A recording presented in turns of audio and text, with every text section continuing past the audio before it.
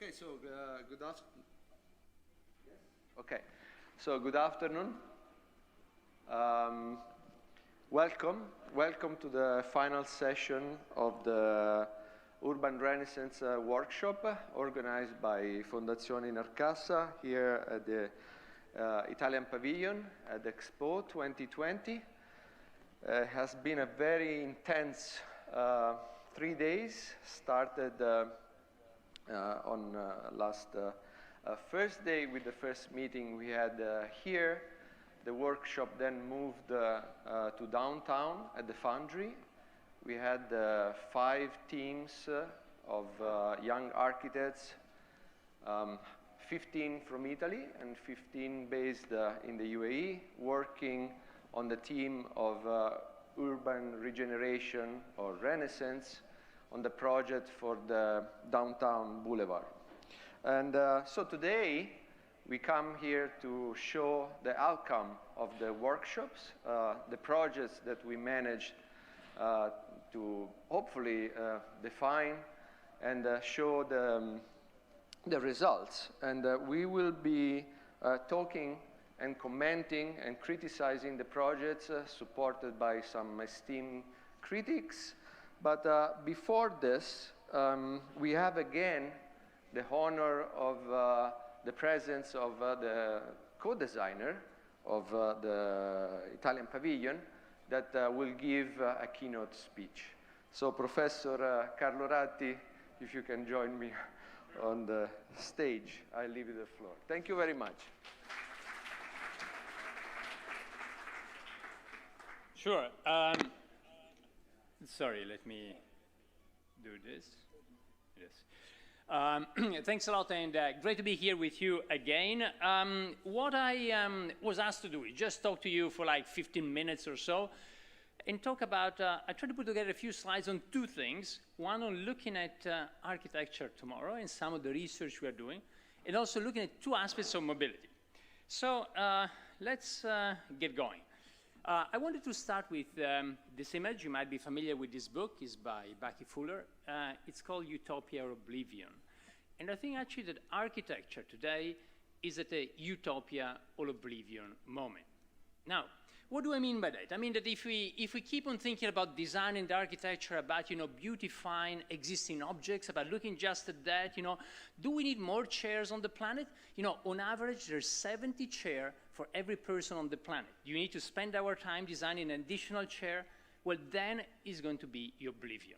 But if you're able actually to look at architecture and design to tackle the big challenges that we have today, first and foremost, this one, climate change, then I think it can be utopia, going back to Bucky Fuller's word. And so what I want to discuss with you is how we're trying to tackle that at the scale of the city. First of all, why do we like cities? Remember 4 numbers about cities, 2, 50, 75, and 80. Cities are only 2% of the surface of the planet, 50% of the population, 75% of energy consumption, 80% of CO2 emissions. So if we can do something to make our cities a little bit more sustainable globally, well, that could be a big deal. And one of the things we can do today is something which is quite fun, the fact that today we got a convergence between digital and physical. One way to say it is actually that the internet is becoming Internet of Things. is entering the space of our buildings, our cities, our objects, and is changing the way we can understand them and design them. So what I wanted to propose to you is that we start thinking about something we could call nature-positive design, how our design, the things we do, the buildings we design can be, the cities we design can be nature-positive, and how to do that, we need to take a different stance. And I think you had some of it over the past couple of days. Is not, the old 20th century idea of the architect alone making decisions like Le Corbusier for millions of people without even bothering to ask them. It's more about working collaboratively with many different disciplines. And that's what I would propose to call design at large. So, and that's what we're trying to do. We're trying to do that with CRA, with Carlo Associati in New York, in Turin, in London. That's our design office. But it's what we are trying to do also at MIT with Sensible City Lab, a lab in Cambridge, Massachusetts, with a lab in Singapore.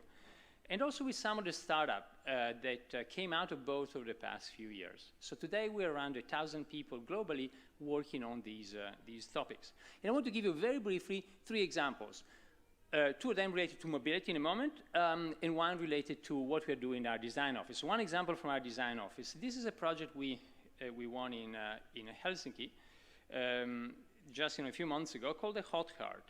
The mayor had decided a couple of years ago to fully decarbonize the city of Helsinki and to shut down the coal power plants. When you go to Helsinki, you see on the way to the city, from the airport to the city, you see many big mountains of coal that are used actually for energy production, and energy production produces hot water, which is run through the district heating system in the city. Now, the city decided by 2030 to decommission all the coal power plants, and then the question was, how can we find a different way to heat Helsinki? A year and a half ago, the city ran a competition, a global competition for that. Last year, exactly a year ago, 10 finalists were announced, and a few months ago, we were one of the winners, together with 3 other teams, and now working with the city to implement this. I'll share with you a little video. By the way, the system here, we are connected via Zoom. Even if you are next door, the signal goes from here to, so let's hope the video works. Let's try it now.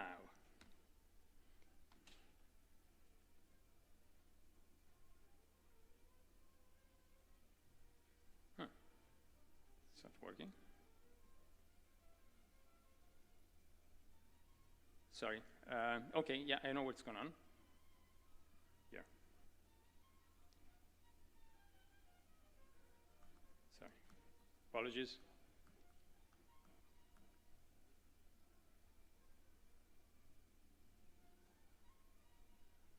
It doesn't let me unmute it, sorry. Here, maybe this works.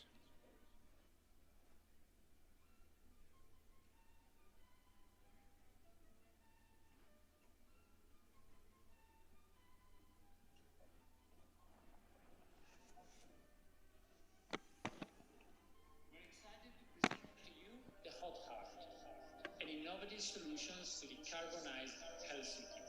Here is how we do this.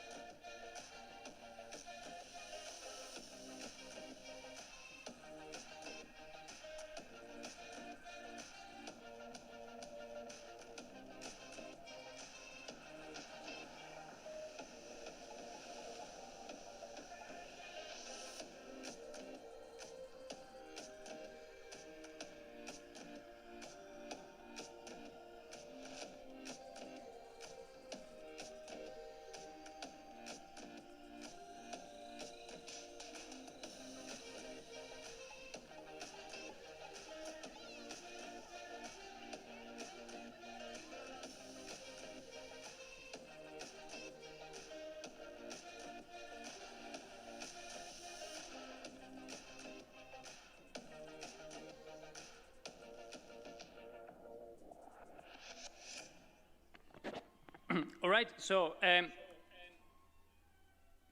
very simply, sorry about this system. Can we see back? Go back to the slides. Thank you. So very simply, the thing you saw it in the video. Again, unfortunately, the audio maybe was not that great. But today, the price of producing renewables has been down immensely. This is what you see to the left. But the problem with renewables is intermittency, which is what you see to the right. And actually, today, if you think about storing energy, to produce 1 megawatt hour of solar or wind will cost you something around $20 in different parts of the world, the 15 to 30, let's say. And if you want to store that in batteries, it will cost you $200,000 to store it.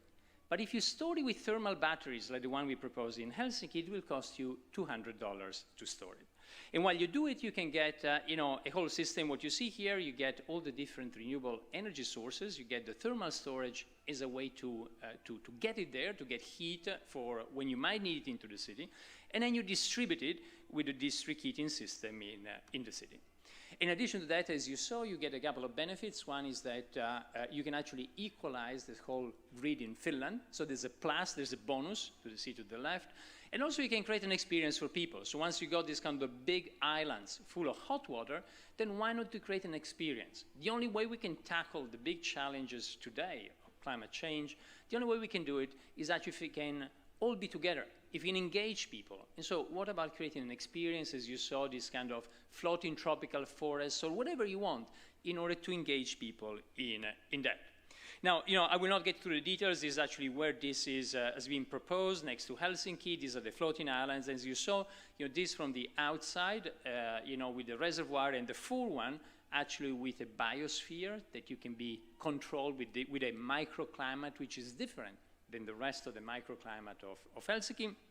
And then, again, the fact that inside you can do different experiences to bring people and to make sure that everybody is part of the discussion about climate change and how we can decarbonize our cities. So this was our proposal. By the way, we worked, one of the things I went a bit fast, but you saw it in the video. Again, why design at large? We coordinated the team, but this was done with many engineers, with Ramboll in Scandinavia, with Transolar, great climate engineers based in Germany, especially Thomas Auer, who you might know, with big companies such as Schneider Electric. ENEL joined the team in the past few months, and Danfoss as well. And so the idea of how we can be together in order to engineer something like this, which is, again, in between, which is design at large. It's not design in a traditional sense, is what I was saying before, I was proposing at the beginning to call design at large. So in a nutshell, when you do this, it's interesting. And now we are working with the city. We won it just a few months ago, as I said. We're working with the city to implement it. But with this, you can actually get to where the city wants to be by decommissioning coal by 2028, 2 years before the schedule, 2030. The cost for people is going to be 10% less than today, even if you invest $1 billion to make it. Then, when you pay back the investment and do all the maths, it looks we can actually give heat at 10% less, and again, heat which is with no carbon in it, heat that is decarbonized. So I want to show this is one example. This is one example, one project we did with our design office just recently. But I want to have two additional projects also related to mobility, and those look at the same space, but from other angles. As I said at the beginning, this is the project before is what we do at our design office at CRA. This was done from our New York office. But then, I'll show one example here done at MIT. And that's related to mobility. Now, today, we can look at the city in a dynamic way. That's actually a pavilion we had at the Venice Biennale that was in 2006 when Ricky Burdett curated it.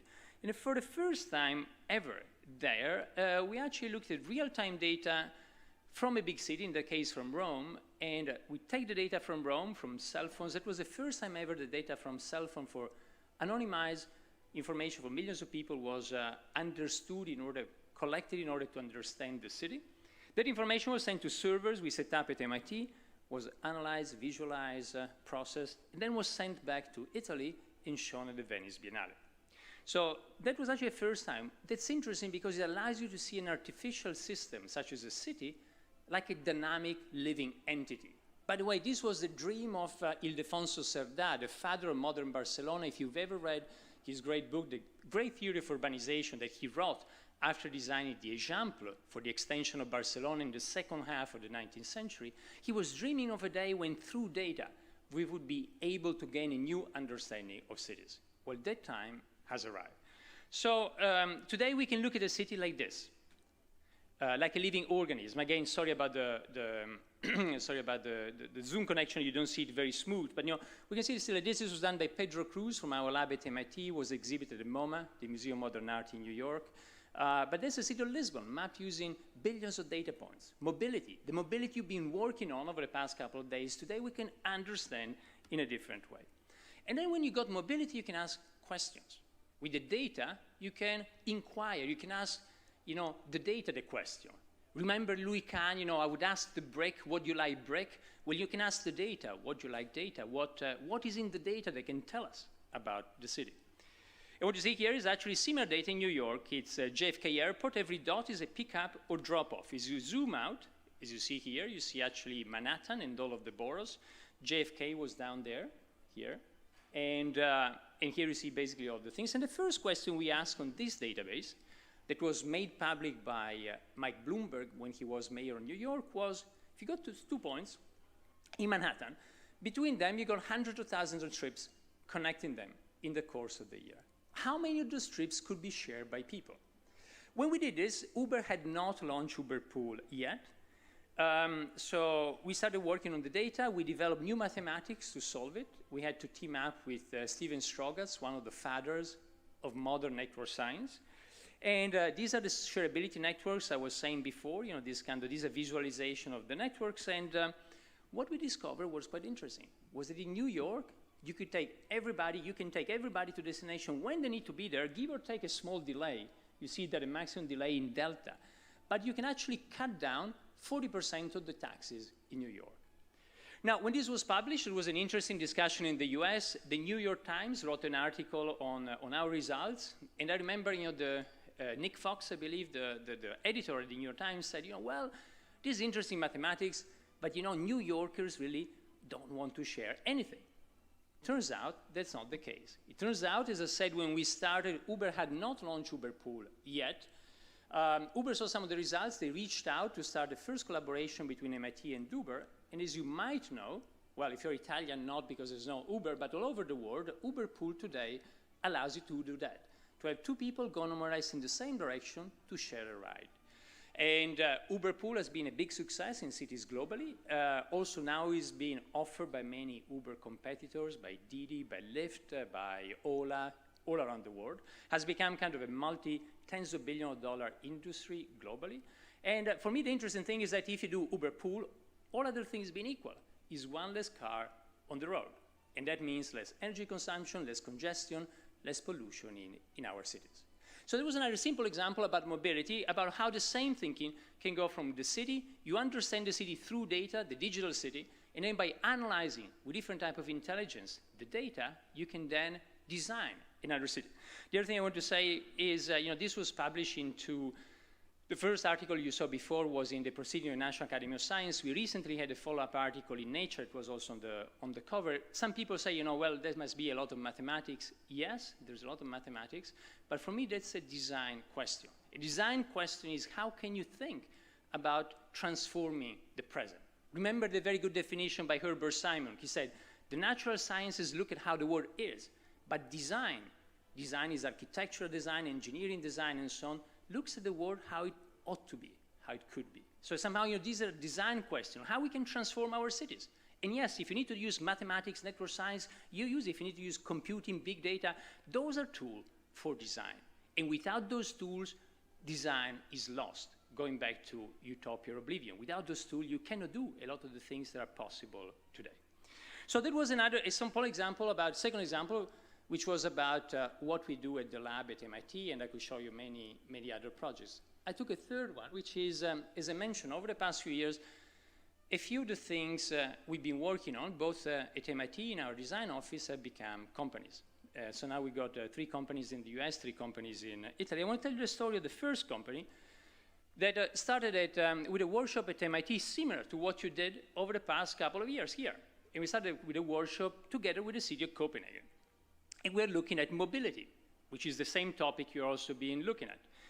Now, mobility in Copenhagen means many things, including the fact that you get mobility, traffic jams made of bikes. You know, Copenhagen is an amazing city where 30 to 50% of all trips every day happen by bicycle. So we were thinking with the mayor, what can we do in order to make biking even more attractive for people in Copenhagen? This was around 10 years ago, at the beginning of the boom of e-bikes, and we came up with this idea of, can we do a bike where you just change the wheel, and the wheel will turn any bike into an e-bike. So you change the wheel, you got batteries in the motor there, and basically you keep your old bike, you just change the wheel, you turn it into an e-bike. Well, that was the idea. The mayor, here's the mayor, Beat Ridengard, at the time, she liked it. So from that, we presented it. This was, became a project we did with the city. We did a few prototypes. And then we turned it into a company. That's actually the product that we did with the company. Oops. And there's no audio. I don't know why.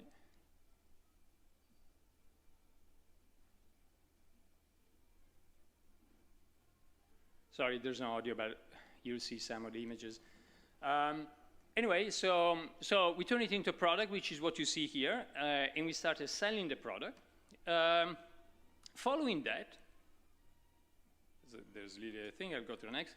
And following that, the same company that started around 10 years ago, 4 years ago, realized that we actually had filed a lot of patents in order to use big data from the wheel and control it remotely. Do what is called, you know, remote maintenance, remote diagnostics. You get information from the wheel in real time, and you use that in order to improve it. 4 years ago, it's when micromobility was starting. And so we said, well, let's look at if what we've been developing with the company, with the Copenhagen wheel, actually can help us to run micromobility in a more effective way. And it turns out it does. So actually Link is the brand we created in order to do micromobility in cities. By the way, you have Link also in Rome and in many other cities globally. And since then has been a huge boom. Here you see some cities around the world, you know, the production, all designed in the US, but produced globally with parts from China, from Europe, and other parts of the world. And Link has become now one of the main operators in micromobility globally. And I believe a lot in micromobility. Again, I'm happy. Asaf Biderman, who's the associate director of the lab at MIT, is the CEO of the company. I'm on the board, so I'm not involved in the day-to-day. But the reason I'm very happy is that micromobility is interesting for cities. You looked at this over the past couple of days. If you know, in cities, most of the time, you actually need to move people for 1 or 2 kilometers. And for that, it doesn't make any sense to take a big SUV, 1 or 2 tons of steel, and actually do that small trip, parking at the beginning and parking at the end.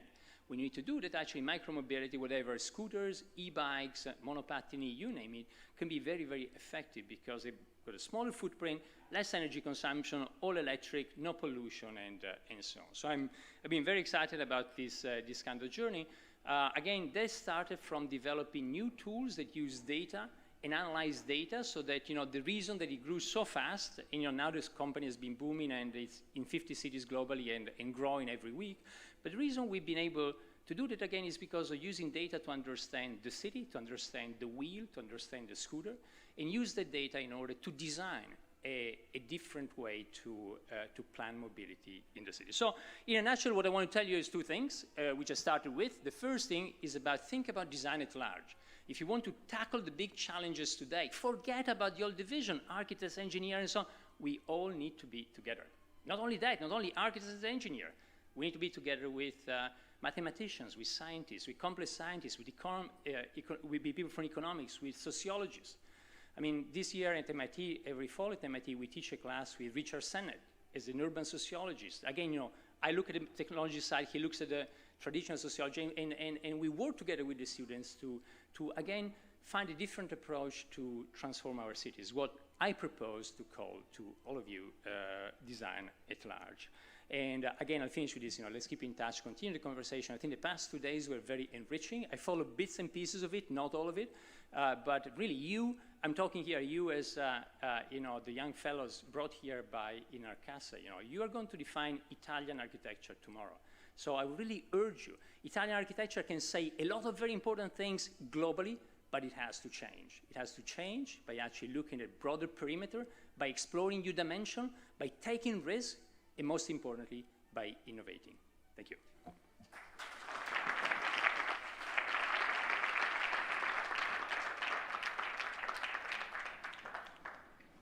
So thank you very much for this very interesting presentation. It makes us thinking of what will be really the next generation role of architects, not only in Italy, but all over the world, with this idea of always improving level of multidisciplinary approach to architecture.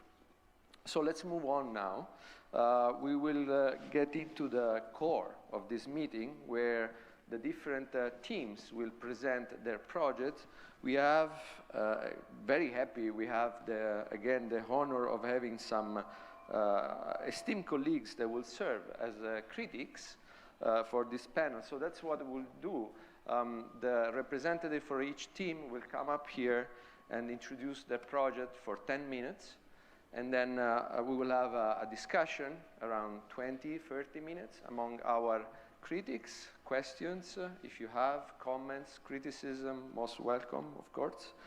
And also if there are some questions from the other members of other teams, that will be an interesting discussion to see across the different teams and kind of looking at each other project. This is the moment to do that, of course. So let me just introduce our critics of the day. We're very happy to have here Sumaya Dabag, who's the owner of Dabag Architects, and it's a, can I call it a boutique architecture firm? It sounds very elegant somehow. And it's a very, very interesting production and work. So please put together.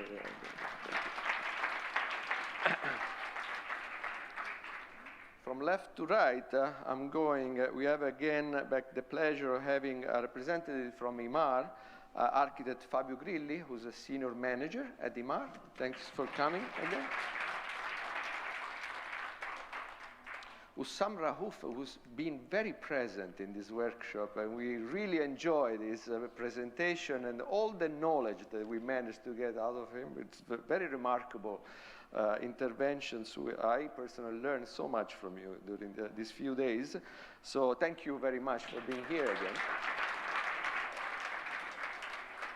And Professor Luigi Prestinenza Puglisi, who's the leader of Associazione Italiana Architettura e Critica, one of the institutions that is officially supporting the workshop. Thanks for being here.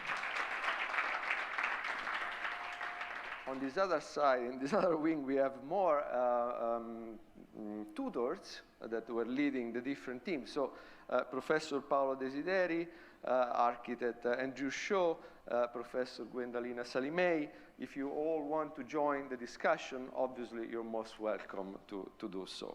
Okay, so that being said, let me call the first presenter of Team A. We have Team A, Team B, Team C, Team D, and so on.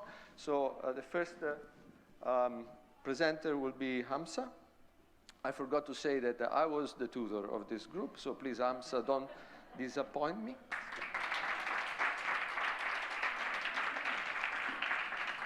There you go. Thank you.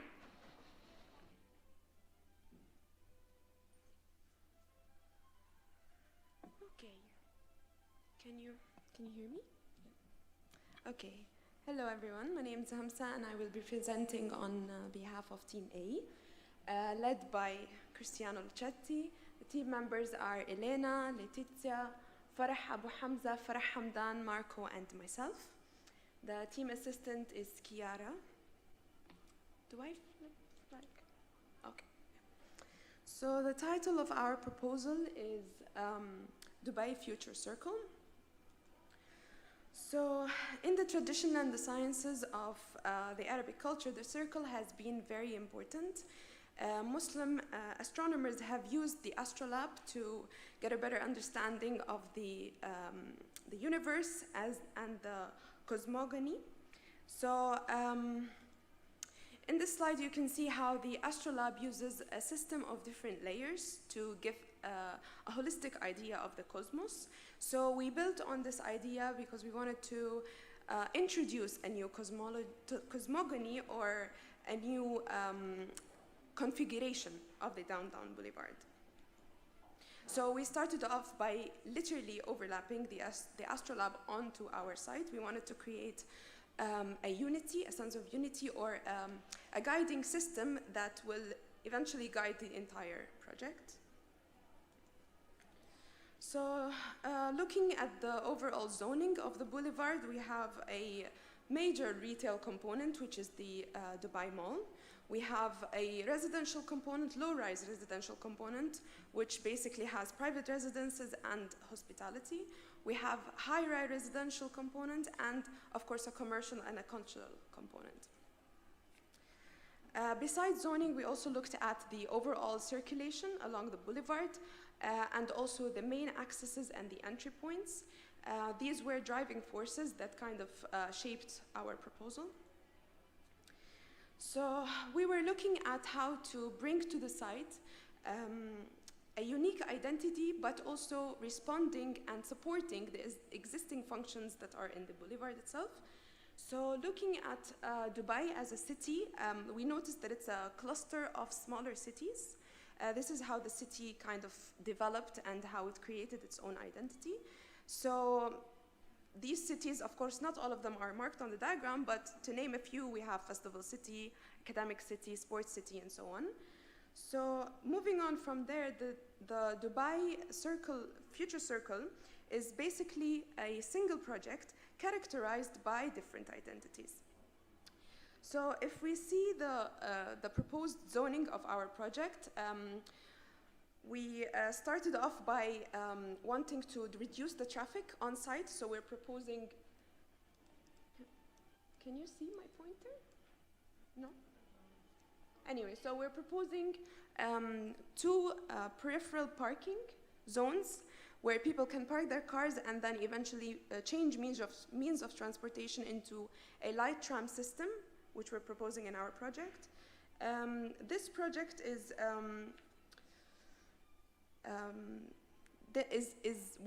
aims to create more density, so each of these different zones houses residential and office components in them, but each one of them proposes different functions to support the overall area.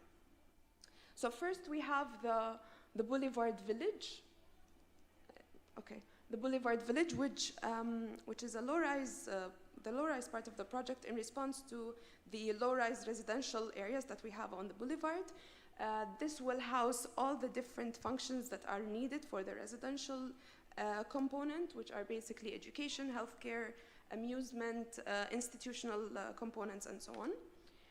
And then we have what we call the urban jungle, which is basically a lush green lung for the project, and this will house player areas, sports areas, and so on. And then we have Waterfalls, which is basically an area all about water. It will house water treatment infrastructure alongside water parks, pools, and aquariums, and so on. And then the last section is the Green Art Zone, which supports the existing cultural icon, which is Dubai Opera, but also introduces more green areas and more open parks, and of course outdoor theaters.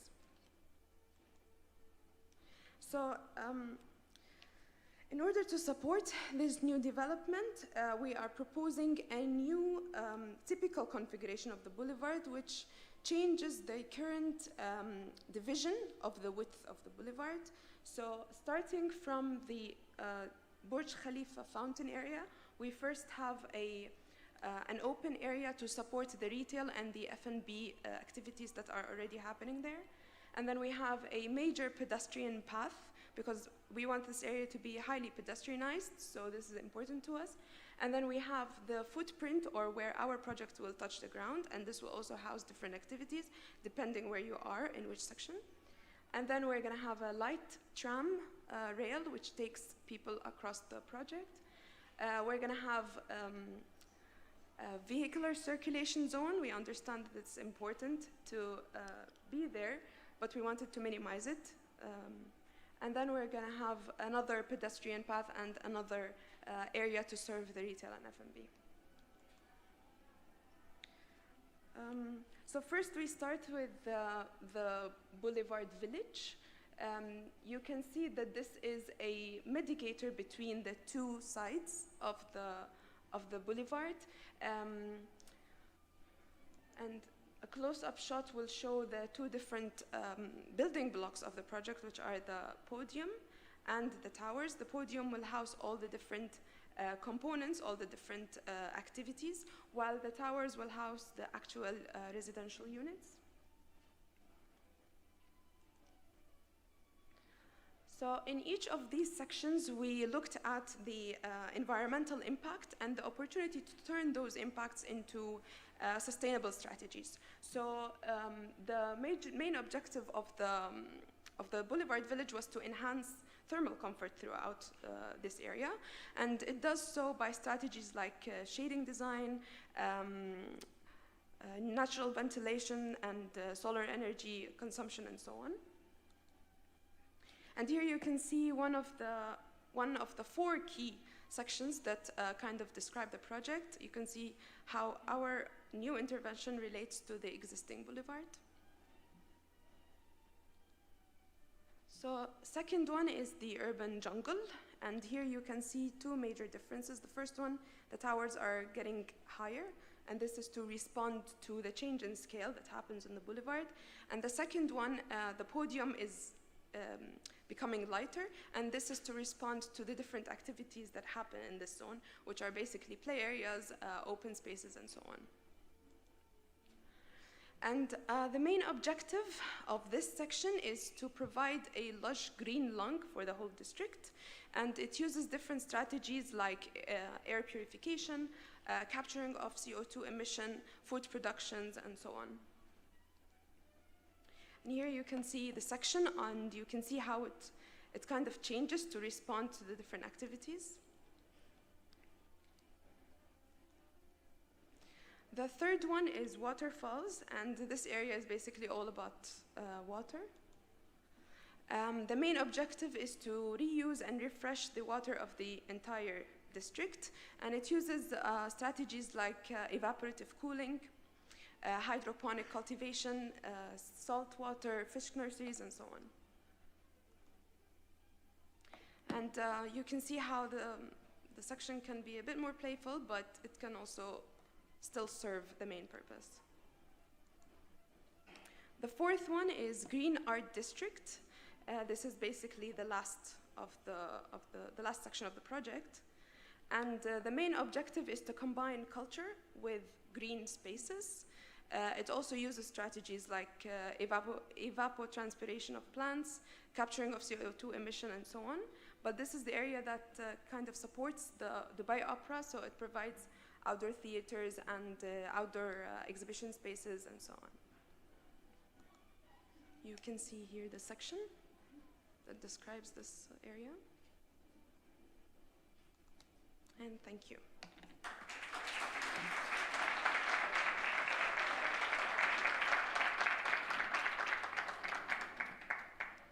Very well done. Thank you very much. Okay, so I guess now we can open the floor to the comments of the critics. You have to stay there because someone has to reply to their questions, if any. Yes? So your job is not finished yet. So, Sumaya, please, you have your mic.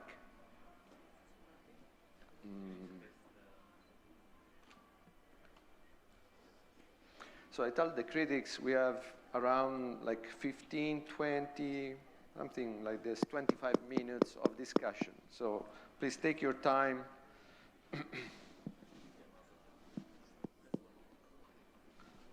Thank you. That was very interesting. I loved seeing the giraffes there. Is that something that, to have some wildlife, is that something that you're considering? This section of the boulevard is supposed to be like all about jungle feeling and green spaces, so it's always possible to bring in like other forms of life. We're not here alone, so yeah, they can start to invade our cities. That's true, but I think they require a lot more of course, space and care. But yeah, it's playful. I probably missed out to say that this is a work of 14 hours. Yes. Okay, so somehow what you can see probably, and I can speak on behalf of my group, but also possibly in the next projects, is that lots of aspirations without so many solutions. That's basic, and I think that's basically the nature of any workshops, to do this, to bring the discussion, bring content, bring possibility of interaction between different point of views, and initiate a path that will be developed throughout architectural projects, maybe afterwards. So I guess this is the point. Yes. Yes, I mean, I think we forget that there's so many other species on the planet. We tend to focus on human-centered design.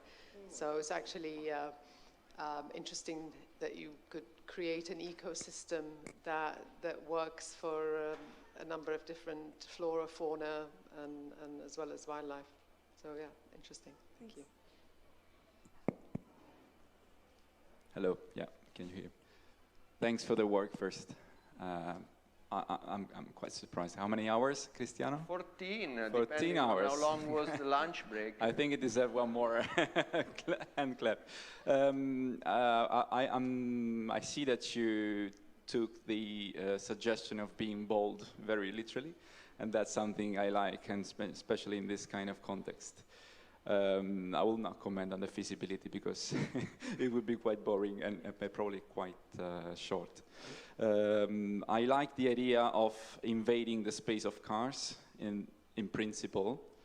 I think that the section itself is stronger than giving zoning to each of the part of the intervention. Mm-hmm. So the zoning, I think it is an idea, but I like the bravery, the boldness of having that kind of section that builds on top of car space.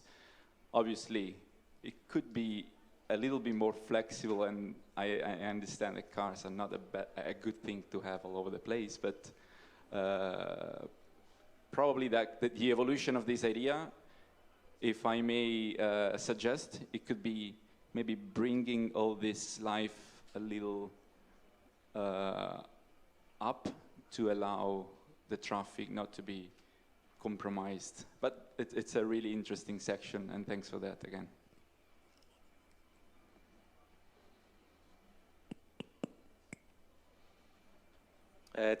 First, it's a great work. Thank you, and thank all the team for all the ideas in a very short time. Definitely, it's a framework for lots of work to come tomorrow when you sign with EMAR to do it. We will be there. Yeah. It's a great, I like the approach, and definitely it's, again, a great ideas to bring all of these forms of life. I think maybe one of the things, I like the sections, one of the things maybe to be developed in the next stages is, in terms of sections, you choose to concentrate this new life in the center of the boulevard, and maybe would test in the next stage if you bring this life more immersion to the two sides of the boulevard. So the idea of isolation, even the idea, the symbolic idea of that it's in the middle, maybe when you connect it on the ground or underground with the both sides, we'll take it out from a symbol of presentation being in the center to more integration being part of the life of the boulevard. But again, these are details comes, but it's great work. Thank you very much. Thank you, thank you. Professor Puglisi. I have a question. I hope you understand my English in case Cristiano will translate it. I wonder why you specialized in 4 or 5 different zones, and you didn't choose to have a more mixed use of the area. I mean, specialization sometimes can be a problem, and perhaps one of the problems of Dubai is too to far specialization. So I ask you why you accepted this trend and you didn't mix up the things more strongly. Okay, so the idea, our proposal had the idea of bringing in all the functions that were not in the boulevard, to bring everything back, because we understand that it's highly specialized. I mean, this area is mostly residential and retail, really. But we were trying to respond to the adjacencies in each of the sections. So at the beginning, for example, when we had the low-rise residential units, we were providing functions that respond to that area, functions that the residences need, like education, healthcare, institutional components. All of these things don't really exist in the boulevard. We're bringing in all of the different functions. So essentially, the proposal has all of these different functions. Yeah, I mean, we're dividing it in segments, but technically you have access to all of it. But in reality, it doesn't exist currently in the boulevard. So we are introducing new functions. Thank you. Yes, I won't comment because otherwise the other tutors won't have these possibilities, but there is more to say. Only one thing I would like to say that probably wasn't clear is that the specialization is only about the identity of each segment. Each segment is full of mixed-use functions. So it's not really specialized. The idea is that the city of Dubai, because sometimes starts from scratch and it has this need of finding identities, it starts from the name. So it doesn't really match with the image of the city. Like Motor City doesn't look like a GP track, you know, or a sports city is not full of tennis courts. It's like, but the city of Dubai requires this kind of names to create the identity of neighbors that are not created throughout history. They come from a design. So they took just the idea and brought it there, but each segment is highly multifunctional and mixed use. So probably that was the moment that it has to be explained a little bit better. I promise I won't take disadvantage anymore. And Can I add? Yes, Just please, of course. Yeah, I think there are definitely problems in Dubai in that everything is really separated. You have residential, you have, I mean, a lot of them even internet city, they're just offices. And I think what is really nice about the scheme is that you really, this mixed use, and I think you know, talking about mobility, it's just to be able to walk from your office to your home is something that is really doesn't exist much in Dubai. And having parks and having outdoor spaces. So I think that is a really nice, bringing that mixed use.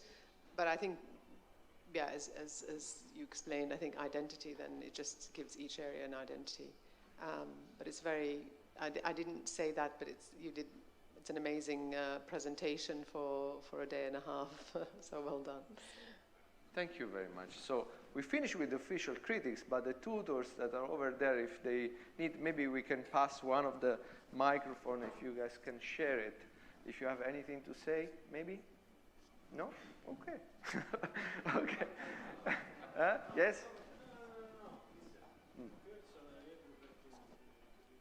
At the end. Okay.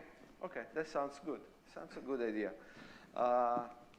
We creating the event on the way. Okay, so, well, is there any other questions from the other members and so on? Otherwise, we thank you very much, the team A.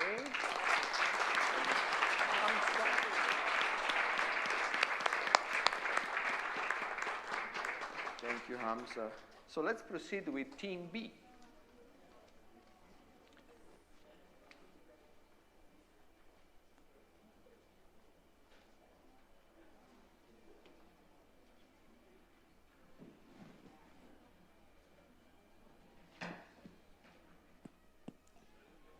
Good afternoon, everyone. My name is Sarah, and I'm going to be presenting Team B. Here next to me is Mandalena, and there is Simone, Filippo, and of course our 2 assistants, Matteo and Zaira, with our professor Paolo Del Zeri.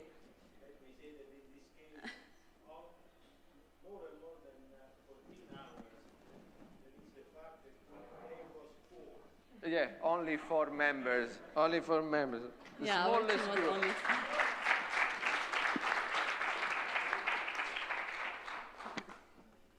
So to start with, if we are to take this project as a solution to a problem, then there is plenty of solutions to solve such problems. However, we took this as a illustration of a vision to connect people, to attract people, and to also give them the quality of what is it there in the core of the downtown, and take that out all the way to the boulevard and to even beyond that area.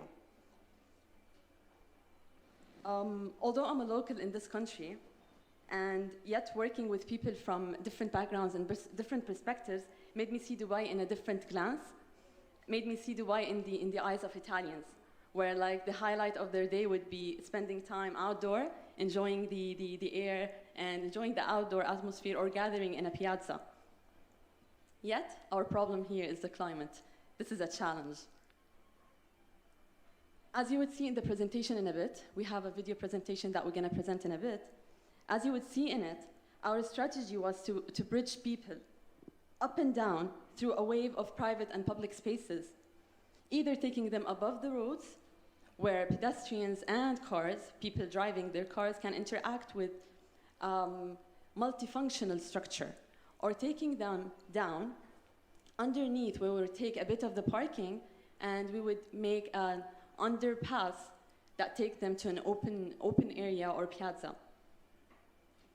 In both approaches, the thermal comfort and the integrations between the open shaded space and the commercial indoor spaces were the key drivers of our approaches. And bringing also the quality of the central of the downtown outward towards the boulevard, as I said before, and even beyond that, enhancing and enriching the experience of the people there, as well as elevating the experience of crossing a road into attraction. Now I will leave you with a presentation video that would explain our project.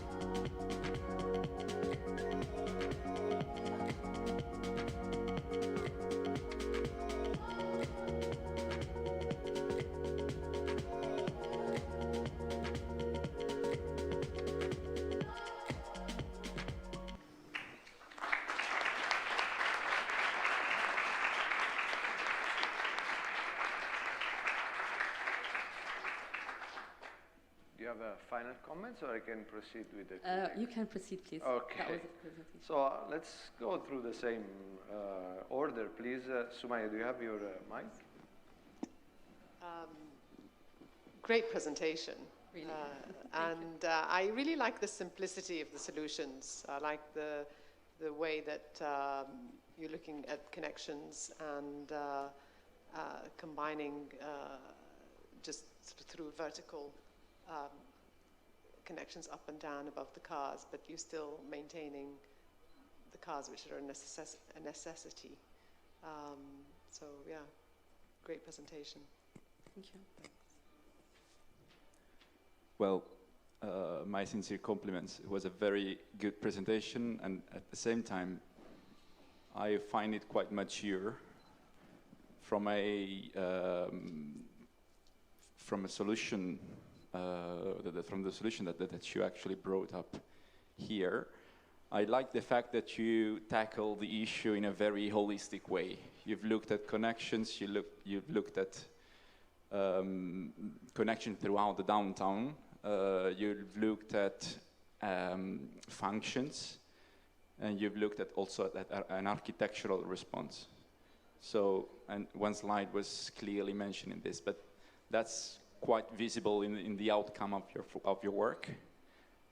And I am quite pleased to see this in few hours, in few people, and this is meeting expectations, and compliments again. Thank you. Thank you.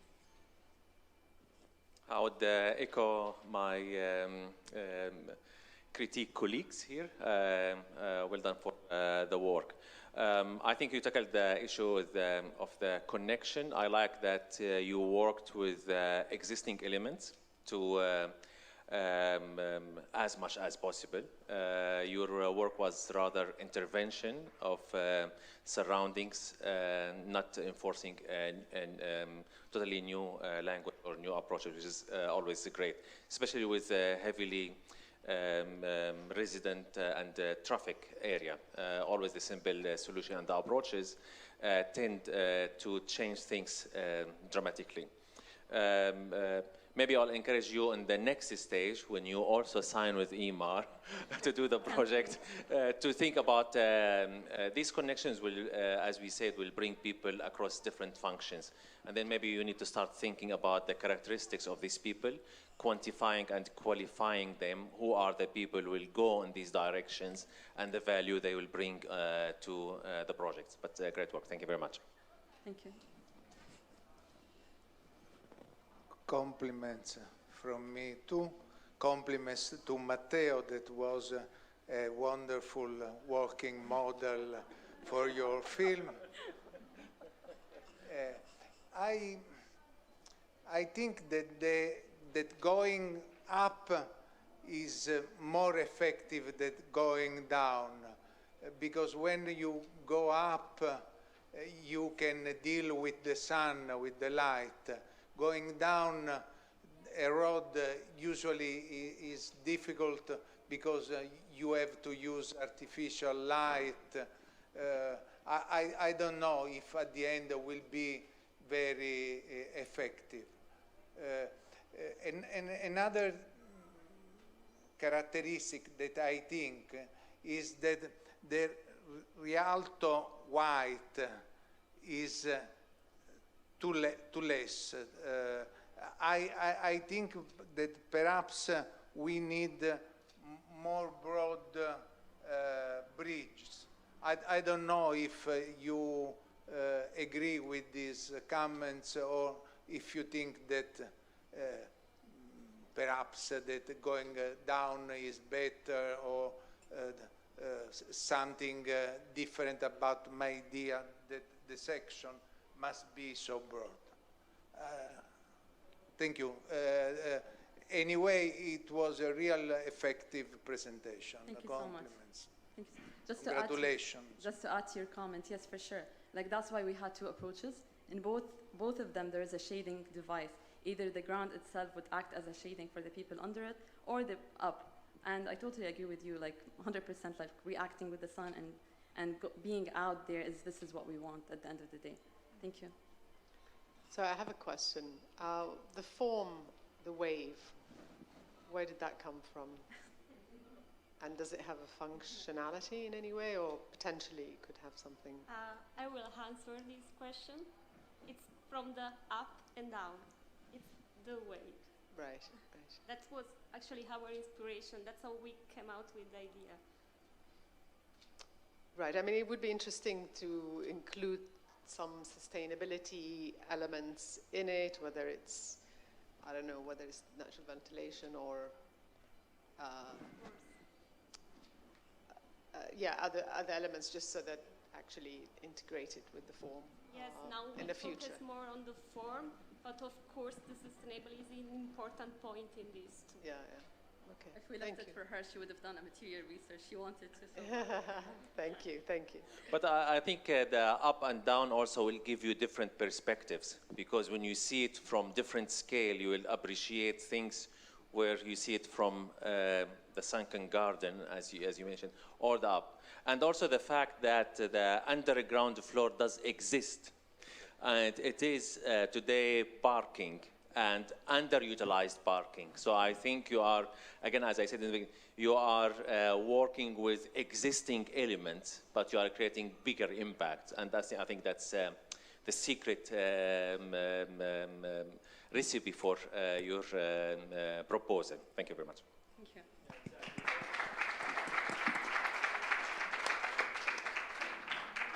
Regarding this last note, let me say that up and down is exactly what exists in the center, because the center is not flat. It's a hill. It's a continuous hill, you know. And to explode and extend the center, the gold that is in the center, is a way to qualify more and more the city, overcrossing or downcrossing the circular line. Okay.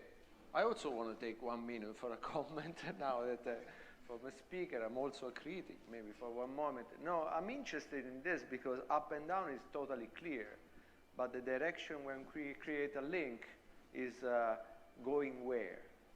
This is like whenever we have a link, we have a starting point and we have an arrival, right? So in that location, in that area, there is a very strong imbalance between the importance of the starting point and the end, right? We go from one of the most used piece of land in the region, like the area of the Burj Khalifa Park and the fountains with millions and millions of visitors, and then while we leave the area through one of these connections, we go more or less into the nothing.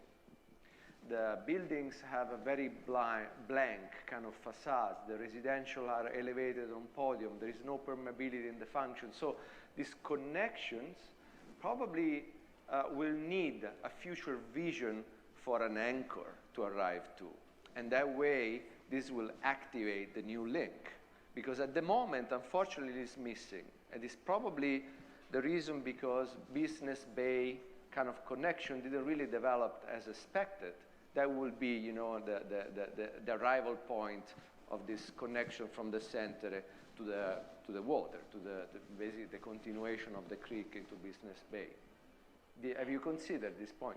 Yes, and I want to, like, our point was like, why should we link and connect 2 points and not be the link, the attraction? Why is not the bridge the activation point for bringing something on the other side? Because our strategy is to expand the core of the downtown outside. So yeah. The linking is the activation. So it is different than a transition to an arrival. If the link is an arrival, then, you know, I fully understand. But if the link is a link, that it's connecting 2 points, which, you know, I guess it changes the architectural solution if this identity is different. You understand what I mean? So that was my point. Are there any other questions from the crowd, from team members? Okay, so thank you very much. Well done. Congratulations. Congratulations.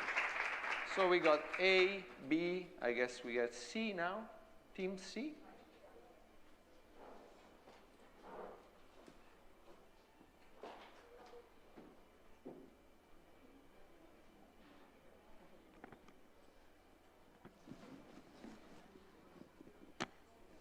Just 2 minutes to thanks. Yes, to thanks to the group. This is a fantastic group. We did a project for in really few hours. That is really a great emotion for us. We have a little video, and so we can begin with a little, and after the young colleagues explain all the project. The thing that we have just to say that we try to reorganize a wall in an opportunity. A wall is a wall of car, and I think the design, Italian design, it could be, with Carlo Ratti said before, with an innovative system, but also with the visionary ideas. That's what we try to do. Thank you very much.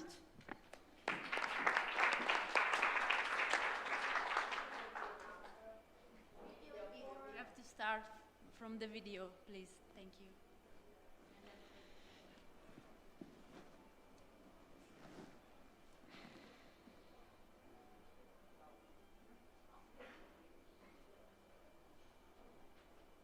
We gave you the video and also the presentation. There should be another file that you should use.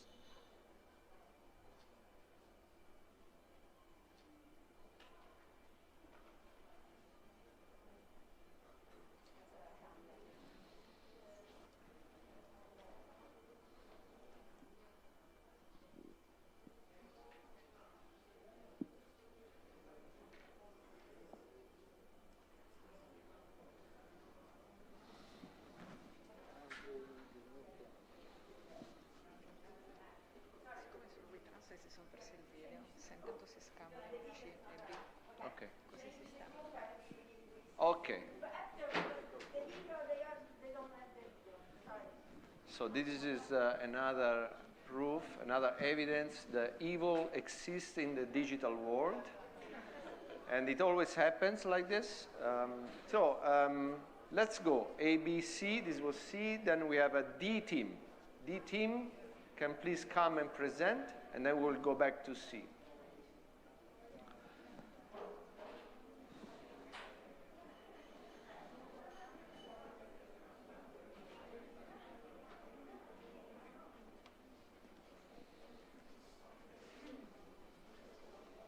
Hello everyone, a small introduction for myself. My name is Cosma Sileloglu, and together with Steven Pellegrinis, we have been delighted to be the tutors of Group D. Without further ado, I would leave the floor to the rest of the guys. Thank you very much. Thank you. Hello, and thank you for giving us this really wonderful opportunity to participate in this workshop and to present to yourselves. Let's get right into it. So, our presentation today is called Downtown Palincesto. I hope I'm saying that right, but it is a manifesto for the future-proofing of the city of Dubai.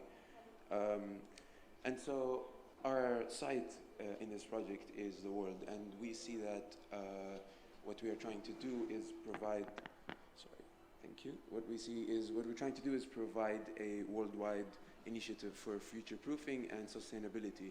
And so to begin with, we want to look at Dubai first as a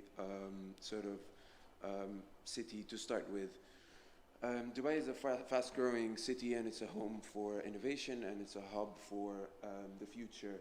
What happens in Dubai usually happens then in the rest of the world. So we see Dubai as a best place to begin when it comes to future-proofing the planet. However, Dubai, much like many cities in the Gulf, tends to be fragmented and multi-nucleate. And to explain what I mean by that, if we look at the city, or any city, as an egg, then we can see that ancient cities used to be more like a boiled egg, where the center is very hard, rigid, very clear. The city is walled, so that also describes a boiled egg in this instance. And then moving on later, cities became more like a fried egg, where the edge is maybe more malleable. There aren't necessarily walls all around the city, or it seeps through the walls. And in the future, or the current day, modern cities are maybe have a less of a defined center than they had before, and so it's more smaller centers or smaller places, and it works together. So that puts Dubai, in our opinion, in a very unique situation, where the city is maybe consisted or created out of multiple centers or multiple eggs, as my colleagues in the previous teams explained. There's a sports city, there is a motor city, there are many centers that I'm sure you've seen or you recognize in Dubai. And so how we see those centers is a little bit fragmented, so they're not necessarily too connected to each other or very malleable. And we see that as a problem that maybe future-proofing needs to also respond to. And so if we look at one of these eggs, the downtown egg, as an example or as a case study for what we're planning to do, then whatever we manage to do with the downtown egg, we can manage to then attempt to spread to the rest of Dubai and hopefully the rest of the world as well. So I will leave it to my colleague Callum to explain the challenges and the solutions we have for what we've faced. Thank you.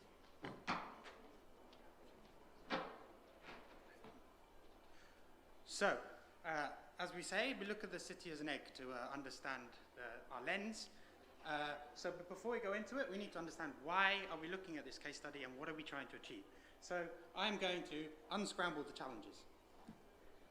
So, in terms of livability, as the last team demonstrated in their presentation, one of the key challenges that downtown faces is the severance of the road and the questions over the walkability and the vibrancy of the boulevard.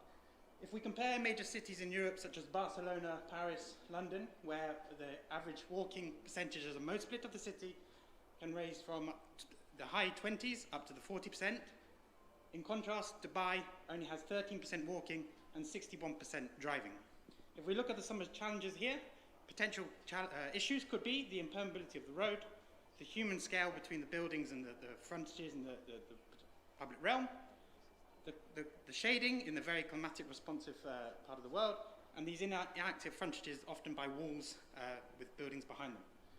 However, there are aspirations in this country. They want to provide the best quality of life for residents, visitors and tourists by 2040 as part of their urban master plan. Another challenge in this part of the world is water consumption. If we take Italy as an example, per capita is consumed 200 litres per person, whereas in the UAE it's up to 477.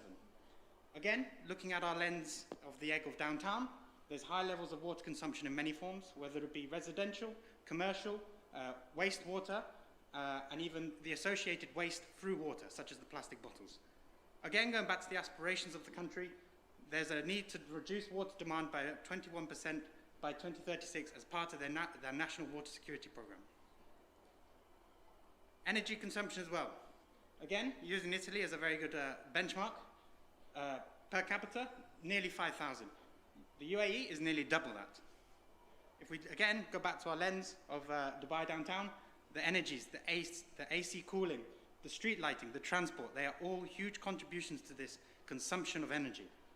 So, how can we meet their aspirations? Again, 75% of energy to be produced through the clean sources by 2050. Carbon. This is a big one on many people's agendas across the world.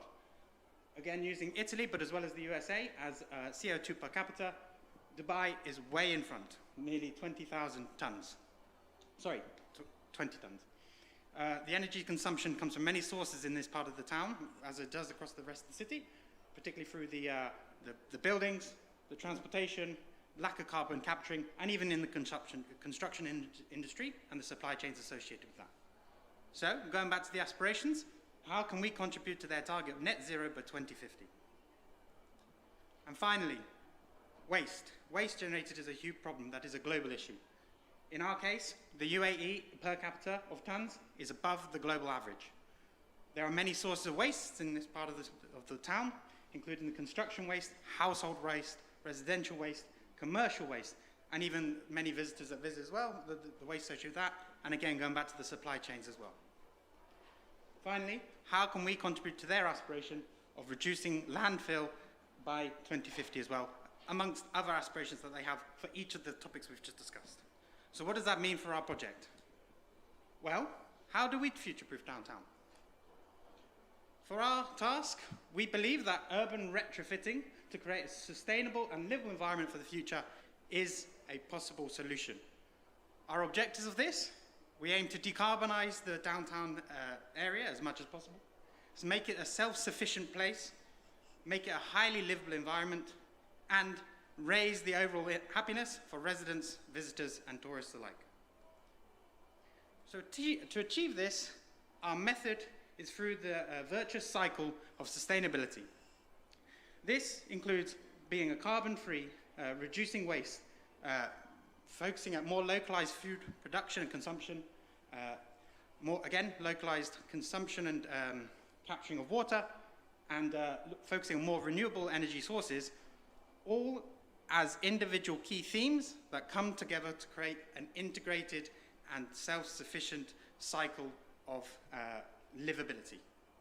So, I will now present to my colleague as to how we believe we are going to introduce these themes in a very much retrofitting, incremental, and sensitive approach to downtown as our lens.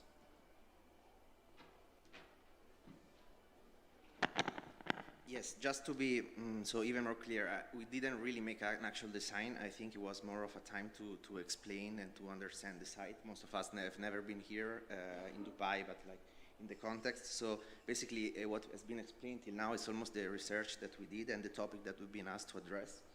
But at the same time, while working there in the city, we all felt, no, there is already a lot that is built.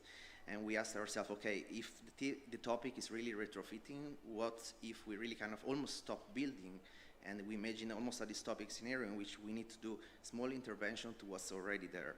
So we kind of worked both on two levels, on the public space level and the building level. So the first topic, it was carbon. Carbon, this was one of the pictures we took on site. Carbon was one of the main reasons we've been explained.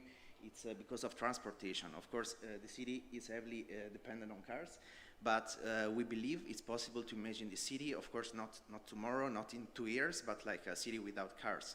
Hyperloop was supposed to already be there. So we imagined, okay, what if the entire barrier, which is there, because the boulevard, it's actually almost a wall, it's a barrier that blocks downtown. What if that really becomes a park? And the entire system of transportation, which of course is still needed, but it's not going to be cars, is going to be underground. And then this entire space, which is actually a lot of space there, will become almost a natural link, a public kind of space link to the downtown itself. So the boulevard, instead of being a cut, instead of being almost a wall, becomes an actual open air space. The second, and again, those are just like provocations. It's just like, you know, we were discussing and throwing ideas. And the second is the energy. There is a lot of high energy consumptions due to the building. But there are also a lot of new materials, no, that have been introduced. Many of them are, you know, related to solar energy and ways of absorbing energy. And of course, actually, this is the second cycle, which is related to energy. And we said, okay, what if, again, facades here are renovated quite often. So what if the facades are almost a kind of a second skin? This would allow to create a buffer space, almost a terrace space, which is a semi-public or semi-private or semi-open space that expands the buildings on the outside. And this is, again, a second cycle, so where, you know, this absorbs energy. It also creates the opacity shading on the inside, so, you know, there is less need for air conditioning, so this decreases the carbon emissions of the town. And that was the second, basically, circle. The third was water. So again, water is definitely one of the problems of the context. I mean, not just Dubai. And again, buildings which are already there maybe can suggest possibilities of solutions. There is a lot of water which is wasted. What if actually we start to collect gray and black water and we reuse the water which is already there? How do we reuse it? Well, that also can become a system for sustainable water management elements, which are really a landscape. I mean, it's not just the fountain, but really it acts as almost a device for landscape. And the water which is collected, again, can be used to irrigate this kind of new public green realm that we were imagining. Almost done. Food. We are not going to talk about eggs again, but food is definitely one of the issues in the sense that it's not produced here. And of course, like land has a lot of value. There is no way to kind of traditionally produce food. But there is vertical farming, which has been applied many times, also in many big cities in Asia. And at the same time, there is about like 20% of spaces in the buildings which are not even used. So we said, almost as a transition, the first step could be to start to use these unused spaces, to convert them also almost in greenhouses. And that's what could happen. It could be additions to the building. And again, the existing building could actually become like that. That could be a kind of short-term solution. In the long term, we could really imagine buildings as vertical farms. And again, this lowers the temperature, but at the same time, it produces food. There is a kind of a problem of proximity between where things are produced and where people live. This decreases the transportation problem and therefore the carbon emission. Last topic, last idea, last question that we asked ourselves was about waste. Waste not intended only as waste produced by the town, but possibility of transforming waste into materials. This is also something which has been already there. And again, going back to the topic of facades, those buildings, they kind of almost, not all, they almost all look the same from a material point of view. So we said, okay, what if we start to change the approach and almost find a almost new aesthetic, to be honest, in the appearance of the buildings. And then, this for instance, it's a building that we have reimagined using salt, which is actually a local material, which is there. There has been many experimentation prototypes about building materials coming from salt. Therefore, this could actually introduce energy. And at the same time, again, it lowers the carbon emission, it minimizes waste, and so on.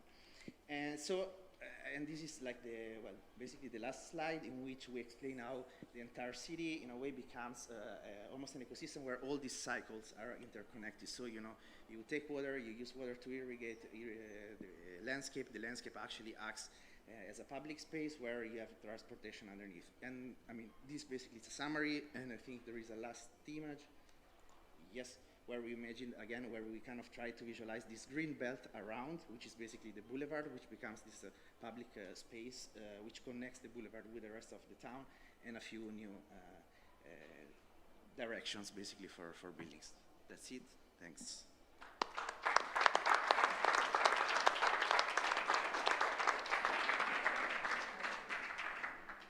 Thank you very much. So please, critics. Sorry, can I ask you to go back to the energy slide? I kind of quickly looked down and missed it. Just to... Is it okay to get the presentation back up, please?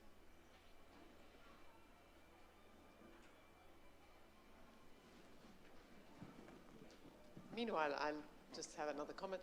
I like the way that you're, instead of adding, really just trying to resolve some of the issues there. Kind of almost sort of taking away rather than adding new structures or new elements. I think the reservoir, kind of a water reservoir, sounds like a great idea, somewhere to harness water and rather than having to have more function for the water features. I didn't understand the salt part. Can you explain it? Sorry to jump in like that, but I believe based on some research done in the UAE pavilion in the Venice Biennale, if I'm not mistaken, there was a lot of research done around using salt bricks or salt concrete as a building material, and it being much more sustainable and reusable than the regular concrete. So our idea was to maybe provoke further research or further use of such materials that are definitely locally available and much more reusable than the concrete we're using right now. Right, it's the Sabka one. Yes, okay, I get it. Thanks. If I may add, it's also the byproduct of desalination as well, water. So as a byproduct, we wanted to make it into a product as a building kind of I like the fact that you're targeting really up there, high there. These instances, these problems are seen, are felt worldwide. That's why your first slide showing that the site is the word, it's really appropriate. If I have to let the client in me speak, I have to say that a few things wouldn't work, such as put some vegetation where the price per square meter is almost $20,000. So it's hard to imagine that we are going to populate prime towers with something which is not sellable area. Now, sorry for this very technical thing, but I find the water treatment, as just said, more insightful and more feasible, more practical. My question is on the application of the nano particles for photovoltaic on the facades. I'm asking you that because when we build tall towers, we are very keen in making the facades very clear, transparent, and making those spaces very comfortable for the users, because those spaces are quite valuable. You can imagine why. So I'm asking you if this facade of photovoltaic is precluding the visibility. So my first question. Second question is, do you believe that can a high-rise model such as Dubai, such as Manhattan, such as all the big cities in the world, do you think that the scale of the building is a problem itself or not? Because we've seen that the non-human scale may appear as a problem. I personally believe that a good density of high-rises building, it's actually solving many problems in terms of also sustainability, such as not spreading the city too much. So those are my two questions. And thank you for the presentation. It was really, really, I mean, the work of research is really insightful, and thank you for that.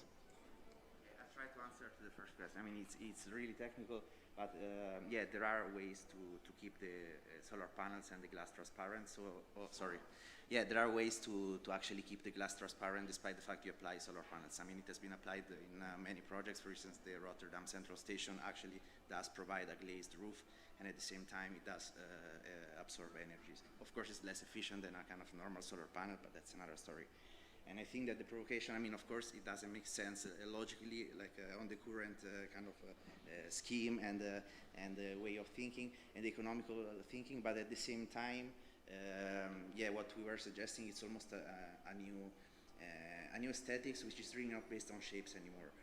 And maybe it's different things, no? And it's not even just greenwashing, maybe it's a different material. So again, it was really a research that is just meant to maybe ask this kind of question or provoke this kind of questions, and more than an actual response.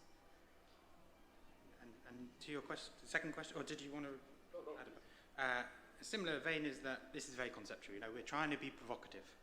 We believe that this is the first stage. If we were to go to a client, we would say, look, we need the second study to understand the economic feasibility, the other constraints. You know, there are a lot of factors that are involved.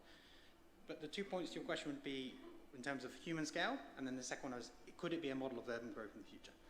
The human scale thing, I'm a big believer that density and compactness is actually a good form of urban growth, particularly in, let's say, TOD, where you have a lot of dense buildings around a certain point. The way that we view this context is maybe the way that the buildings, what's in between the buildings, and how is it interacting? Where is the street life? You know, often, in many cases in Dubai, it's car parks for the first few floors, or, you know, those inactive frontages with the walls. So.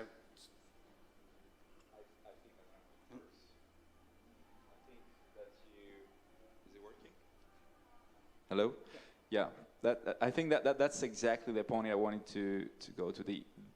It's not so much a problem of scale, probably it's a problem of ground floor experience. And the parking is one of the major problems that we're facing here. And thanks for raising that. And just the second point about, you know, you talk about, is it applicable in the world? So we're testing this theory here. The idea is if we can focus on retrofitting, because usually urban regeneration often involves large scale, often replacement and just redoing.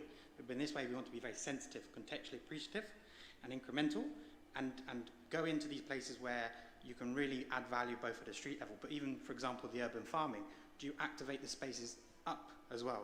You know, you could even have urban kitchens that produce food from the rainwater capture, then delivers it with a drone across, reducing the carbon emissions from associated with transport. There's all these theories that could come out of this. This is our starting point for a discussion across the world in any context. So I hope that answers your question. I like the vertical gardens. I think it's a great idea. You might just need a different kind of clientele. We've seen too many lately. Let me say that. No, it's a great idea. It's very...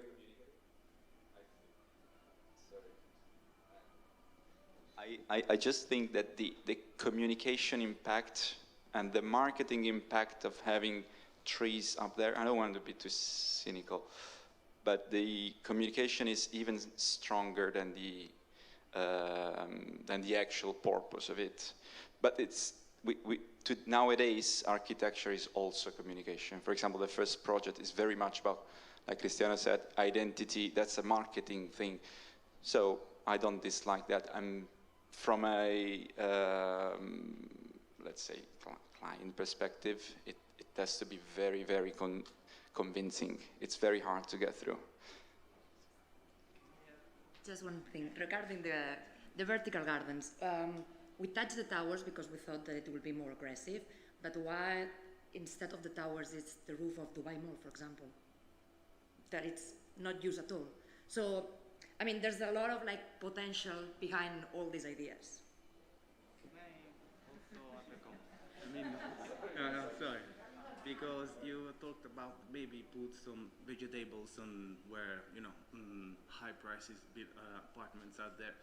I think this also could be a provocation because in the first slide where there was the cycles, we also added some animals, plants and everything because maybe we have to, we're talking about Renaissance, so maybe we have to start to change our the way we think. So just not human are on this planet, but also animals, vegetable, non-human actors that maybe doesn't want to pay 20,000 euro for a penthouse, for example. So they have the right as us to be there. Just this one. Ussam. Thank you very much for the work and the research. I have a couple of comments. First, as I saw from your concept that you dropped all the traffic underground. While we don't want the traffic, but again, people driving, it's part of the experience. And driving underground to reach home, even for the people who are living there, I wonder how much is a compromise on the journey. Second thing, that means we have 65 meters now of greenery. I didn't really see a lot of approaches, and that could be next stage, of the shading, because having green ground doesn't really mean always that you can really connect through the both ends. How much this add to the experience of the people living in these towers and going on the ground floor, and how much it takes out of them, because slow traffic always is a part of the scene, not as much as we have today where we have lots of lines on both sides. But I always think of people that would have to driving all the way in a tunnel without really, again, thinking about maybe the daylight channeling to these people who are driving underground could really compromise on them, because they are the people who will be deciding on buying these things. I like the approaches that you try to work on multiple approaches, like the water, the energy, and so on, from the material which we have today. Again, maybe in the next stage, we need to think about how this application would be generalized, in a sense that there's a lot of work here need to be adopted on a city level to make sense on a project level. But I'm assuming, again, that's the next stage. One thing to keep in mind is the building facades. You are encouraging the usage of innovative ideas like the salt or some more organic material. That's, again, great. We need to see maybe the next stage, again, the visual connection of people living in and what they are looking at, and also from the people who are really around the area and looking back. But yeah, I think it's a great approach. Thank you very much. I'll just respond to your first point on the mobility, and then maybe someone can talk about the landscaping. So previously, in a previous life, I was a transport planner, and now I've been an urban designer, and now an urban planner. So I've seen the interaction between all elements. And I think we are talking about a concept, a vision that's very bold, but looking very far into the future. I believe that the way you travel around a city is very much about how you design something, then how, over time, it progressionally changes people's behaviors.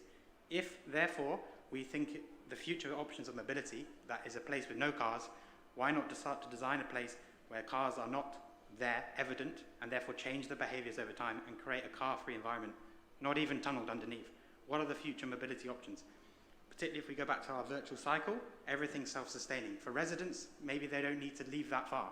Maybe everything is within this downtown district. For tourists, maybe they'll come in via vertical mobility options from the airport. Maybe they'll come on mass transit or AV.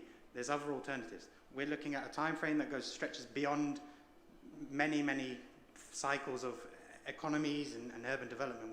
We're trying to be provocative, and I think, I don't know if I speak on behalf of the team, I hope I do, but I believe we can design places without cars, and we are putting that statement here. So I don't think it's a necessity for an urban environment. We can change the way we do that.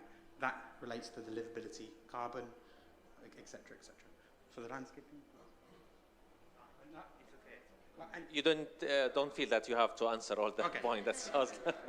one from real estate, having nice views over the central Boulevard Park. There you go, extra value. So.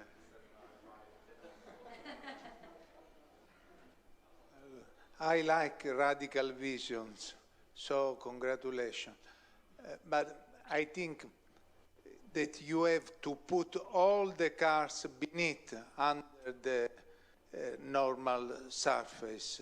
Is that correct? Yeah, the idea is to have no cars and to have like different ways of... But to do this, you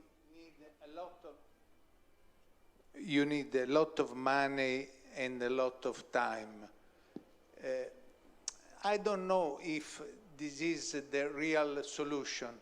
I mean, in Dubai, you have a lot of public space for pedestrians, but they don't use it. I mean, they don't use it as much as it could be possible because of the climate. So I wonder if it's not more useful to focus on how to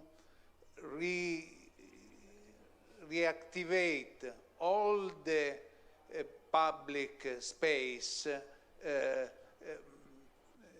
thinking how to find a good solution to make people go outside, because if people don't want to go outside because of the climate, and you don't recreate a natural and artificial climate, at the end you don't solve the problems. I don't know if I was clear. Yeah. Thank you very much for the comments. They're all very valid. I think what we're missing here is the in-between stage. Obviously, we're looking at 200 years ahead, 300 years ahead. Obviously, there is some thought process behind it. So there is a transitional period. Correct? It might be a lot of money to bring all the infrastructure underground, but let's keep in mind that probably in the future, the mentality is going to change towards driving, less cars, less infrastructure, and eventually, hopefully, no cars at all. And back to the open spaces, we feel that obviously mobility and open spaces go together as kind of like a system. That was always part of the master plans. So once you minimize mobility in a way, then the public open spaces tend to take place. So it's more like a transition, reducing one of the elements, increasing the other one. Of course, there's not much research at the time, at least for our presentation, but we feel that potentially the future can be like that. I hope this answers the question. At your best. Thank you very much.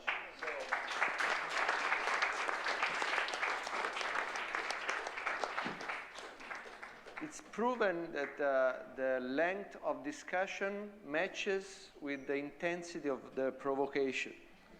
So that means that they got the longest discussion, so the highest level of provocation.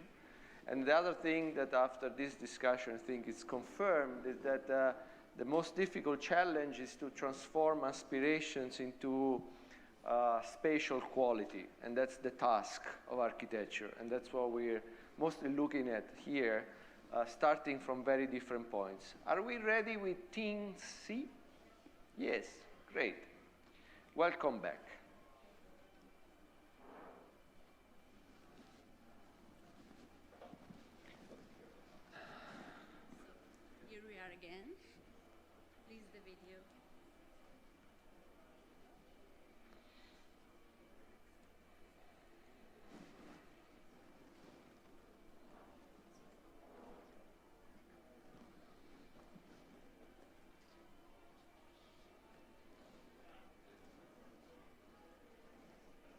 are all excited now to watch the movie, so it's better to work. Lots of expectations now. We can't wait.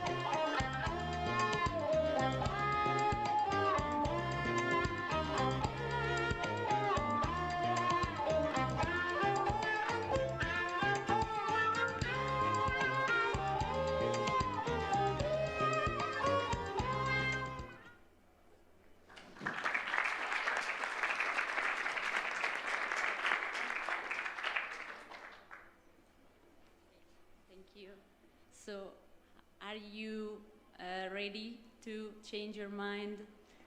Are you ready to learn from nature? We are. We were looking at the natural environment here that is different from Italy, and we were studying how some creatures can survive in this type of environment with critical conditions most of part of the year. So we try to look at plants and animals, especially the lizard. It can survive in this condition because it has skills that help her to survive during the day. And we try to take these skills and try to do a flexible ecosystem connecting Dubai, the downtown to the surroundings. And we try to do it, trying to make a new space, a new ecosystem that can combine public spaces with some services, and a place that can be a path, but also a place where you want to be and you can be happy. So the question is how you can change the city. Okay. How? Okay. How you can change the city? How you can use this aspect for move in the city? So the answer for us is with the multifunctional organism that move in the city and bring inside the downtown and connect all the surrounding. We created in this way the different kind of mobility because this path move in the city, bring in the left, in the side, move in the top and in the down. So you connect, you create different points of view and a comfortable space for moving, and create also the cultural approach and a path with the open area, the water capture, okay, because we use, sorry, the nature, the aspect that we found in the surrounding, and use for improving in the aspect of the sustainability. So we want to reduce the temperature with the water, also with the winds. We have the tower of the winds in that part, also in the other. We create a different point of view, and we can collect all this stuff for create this kind of space. Okay, it's huge, it's maybe too much, but of course if we don't try to do this in Dubai, when we can do this. So this is the main point of view for us. As you heard, we are very excited to show this project because we have had a lot of brainstorming on it and a lot of ideas. Here I present some of the sustainability concepts that we would like to introduce into this multifunctional area with any kind of attraction and services for the city. So we have imagined these to overlap the boulevard, the road boulevard, with a very light structure that sometimes can be opened and sometimes can be closed. We would like to keep the visual interaction for drivers that go across the boulevard, looking the services and also the attraction that they found along the boulevard. So we don't want to modify what is the services that you already have, but we want to integrate, to connect both sides of the boulevard and to create new spaces in a very interesting place, because if you have an higher point of view of the city, this creates a really interesting landscaping. So here there are some of the sustainable aspects that we can introduce in the project. So we can introduce natural ventilation. I've seen also here in Expo there are a lot of use of natural ventilation that can help to live better the spaces.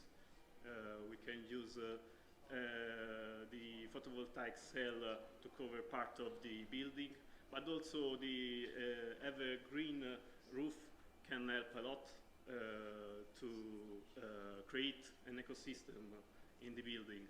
So the other aspect is to learn from nature and using this ventilation also to create a clean environment, also for drivers that go across the boulevard One of the things that surprised us is the noise that you have in the boulevard. So to have a more agreeable space above the boulevard and on the side of it, this can give the opportunity to use a sort of ceiling that can absorb the noise of the road, like in this auditorium. And here again, other study section that we did all together. And again, here it's another nice, interesting point that we can introduce in the project. That is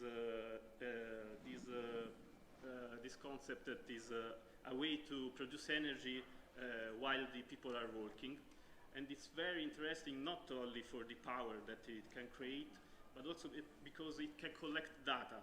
And as we already heard from Caloratti, it's very interesting to study where the people goes and where the people are more attractive from. So this will be a very interesting element to introduce. So for the shape of this space, we were inspired by the skin partner of the lizard.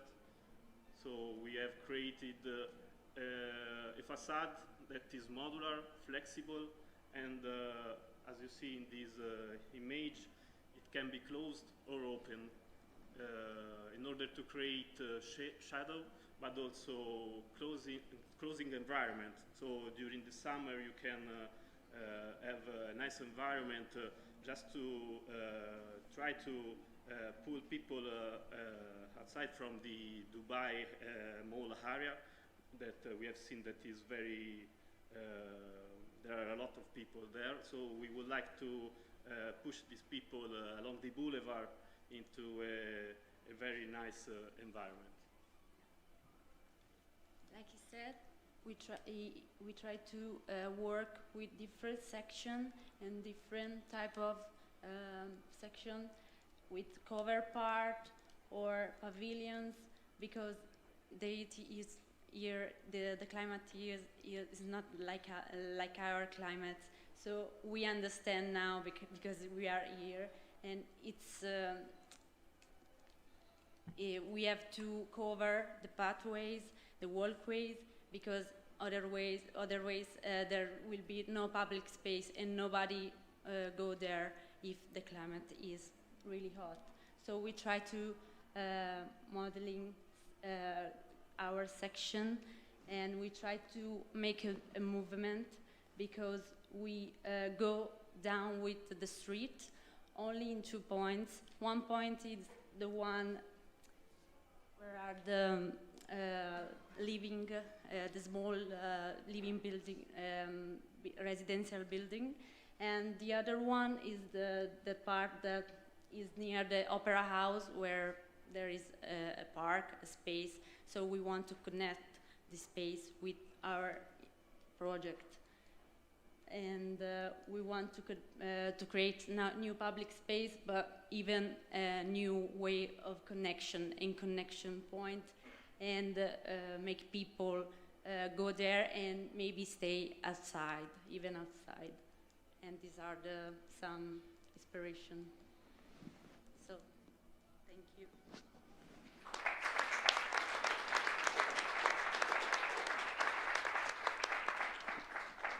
Thank you. Same order, please. Thank you. That was very impressive for the time you've had. The concept reminds me of the High Line, the New York park that's disused, but obviously here it's covered. Do you see the function, you mentioned cultural, is that, or is just a connecting space, or is it going to have specific functions? There's going to be even specific function. We talk the space like a cultural landscape, where we can have some installation, in the open air or in the pavilion. Even is a place where user can learn because of the energy part that we put inside.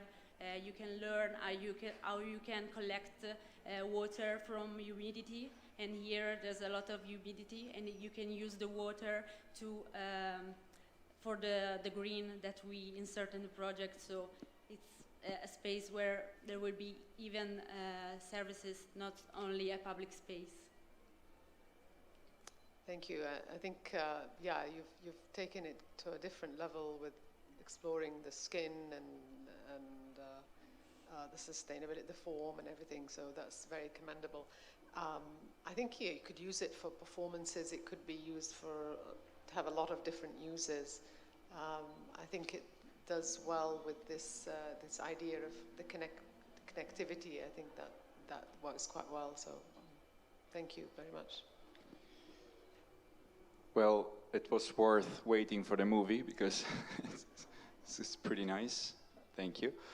I like the clarity, the clarity of your ideas. The diagrams that you've shown are quite reflected in the project itself. Let's call it project, but it's a vision. So as a start, I think when good diagrams, good ideas can survive till such a project, I think it's already a success. What I like in what you've done is the fact that those bridges, I don't know if we can call it bridges, but the way that you've used to bridge those barriers becomes the destination itself. And that I link to what Cristiano was saying before. Is it a link or is it just a destination? I think this can do the both. So I have a question here, which I don't know if it's resolved or not. Here, the client is spending for money to put a skin over the street. My question is, do we need to shade cars, or do we need to shade people here? Here it seems that we're spending money to shade cars. Is there a way to have this nice structure to work to shade the people? So in other words, I can see this, what you're doing here, to be possibly more connected to the edges of the building. So it could be an extension of the building over the street, so that we are not doing a hat to the street only. So that's just a suggestion on how this thing could be even more feasible. And I just want to add one more thing. I think that this scheme, this idea, could survive even if it's not throughout the full boulevard. It could work even if it's just 2, 3, 4, 5 points, and those would become, even in a stronger way, a destination point. So thanks again for the work. It's quite remarkable. Thank you. It's a great concept. I like it. I think having this belt, big part of the success will depend on, at least in my opinion, in 2 factors. The first one is how much you are connecting this belt to the existing buildings, not only ending on the edge, but going all the way through the form which we have today. And I saw some of the examples where you are really connecting with them, and that's always a challenge, even when you come to the High Line of New York. It's to go there by purpose, but also you need the people who are living there can directly be part of this experience. The second thing, I think maybe you need, as you progress, to show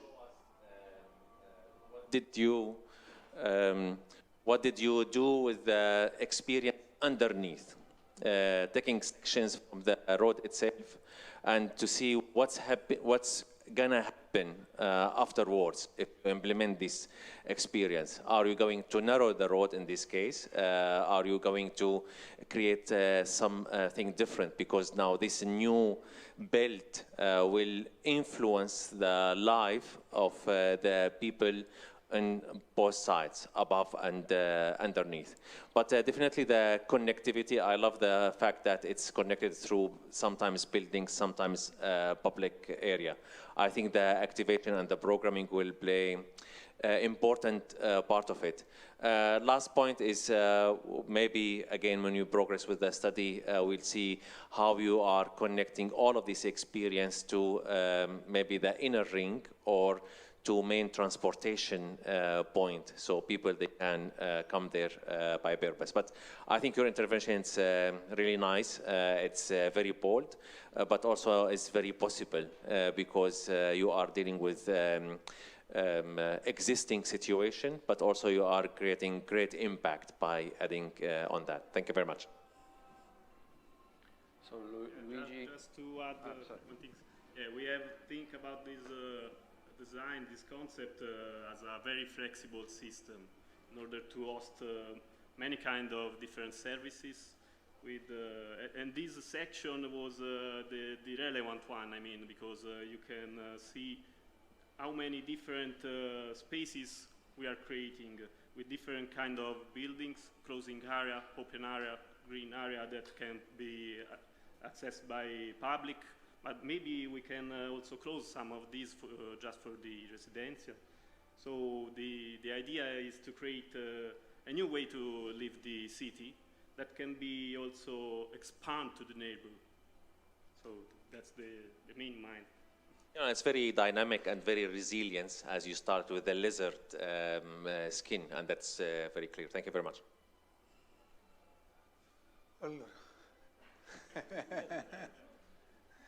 It's fatiguing speaking in another language that you don't master. Allora, congratulations. I think this is probably the project that I like the best. But this lizard, in reality, is a big, big lizard. I saw your sections. In your sections, there are 3, 4 lanes, but in the boulevard, there are 20, 25 lanes. So I think that this approach has to be studied more, because sometimes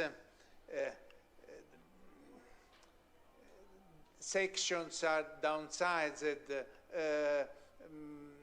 because it's not easy to have these great Plazas over a so big boulevard.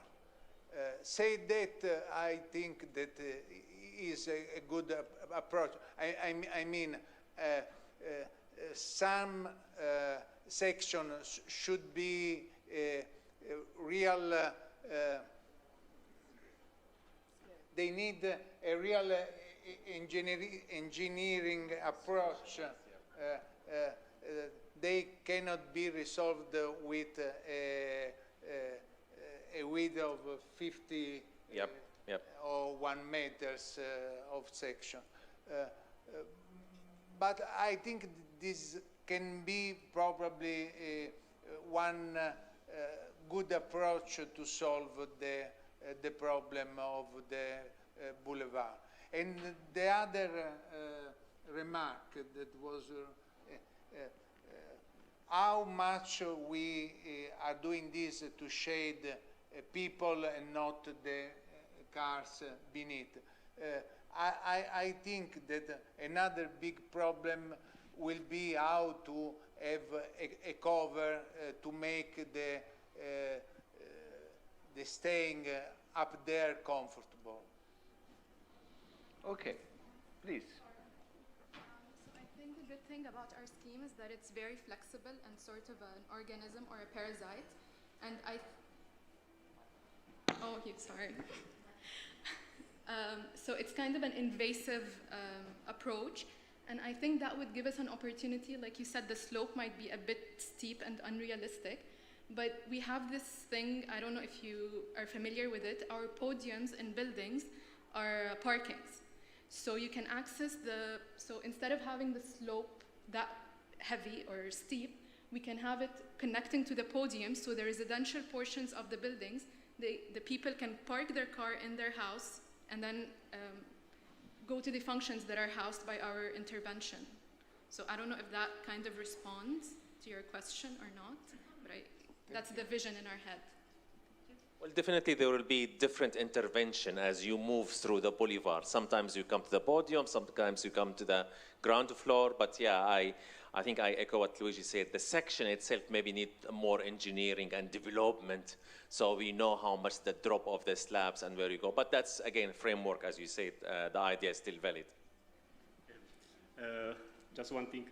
As Italian, I would say one thing that also Inspire does are the Italian engineer. One of the main reference that Inspire does with his very light structure was Musbeshi Bridge. I think you should know the Musbeshi Bridge. It's a membrane structure, it's a bridge, and it's very, very, very light. So in our mind, it is possible to have something like that. Okay, thank you very much.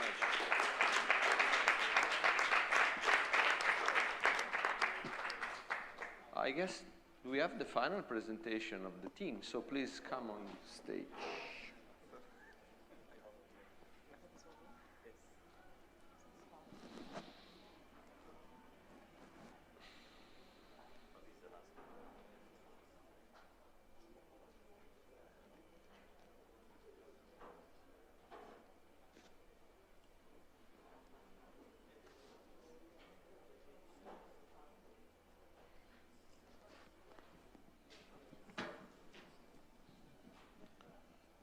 Hi everybody, welcome to Team E. Before they present the work, I just want to say that it has only been 15 hours or 2 days. I think it's a bit of a blur for everybody. There's some late nights. But there has been some online contact before, since this was announced, and some brainstorming on WhatsApp and Miro and those new digital tools. But actually, I think it was when everybody met together and saw the site, and the kind of magic started to happen, and things came together, and the in-person element came back. So it was great to have that part of this workshop and all be here together now. So thanks, Christian, and the whole team here. We're going to present the project. Thank you.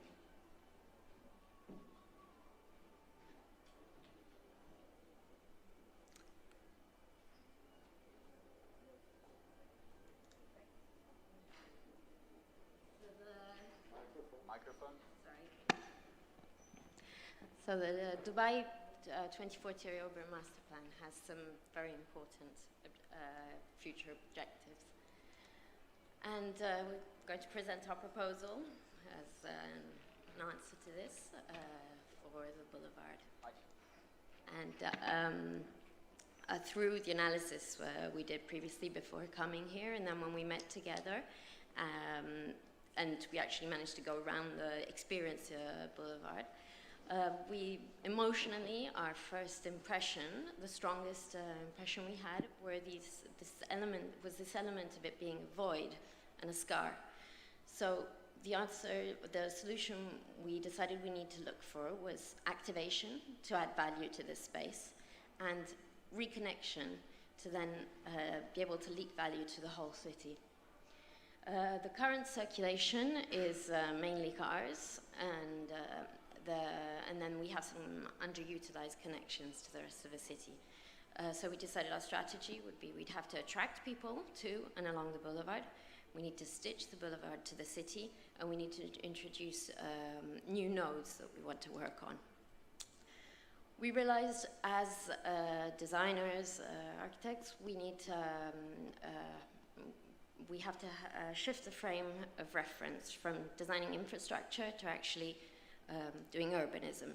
So for us, the boulevard, we decided, has to stop just being a utility. We have to consider it and transform it into an amenity.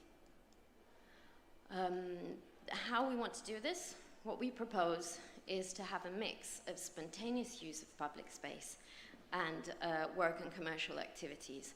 And we strongly believe that these two will attract people to each other, so they will work together. A very simple example is if you have a children's playground, you put a bar for the parents beside it, everyone's happy, they will attract to each other, and there is still revenue. So what sort of activities can we think about using, and how can we facilitate them? Above you can see some examples of what we could do. So what we're proposing is landscaping for various activities.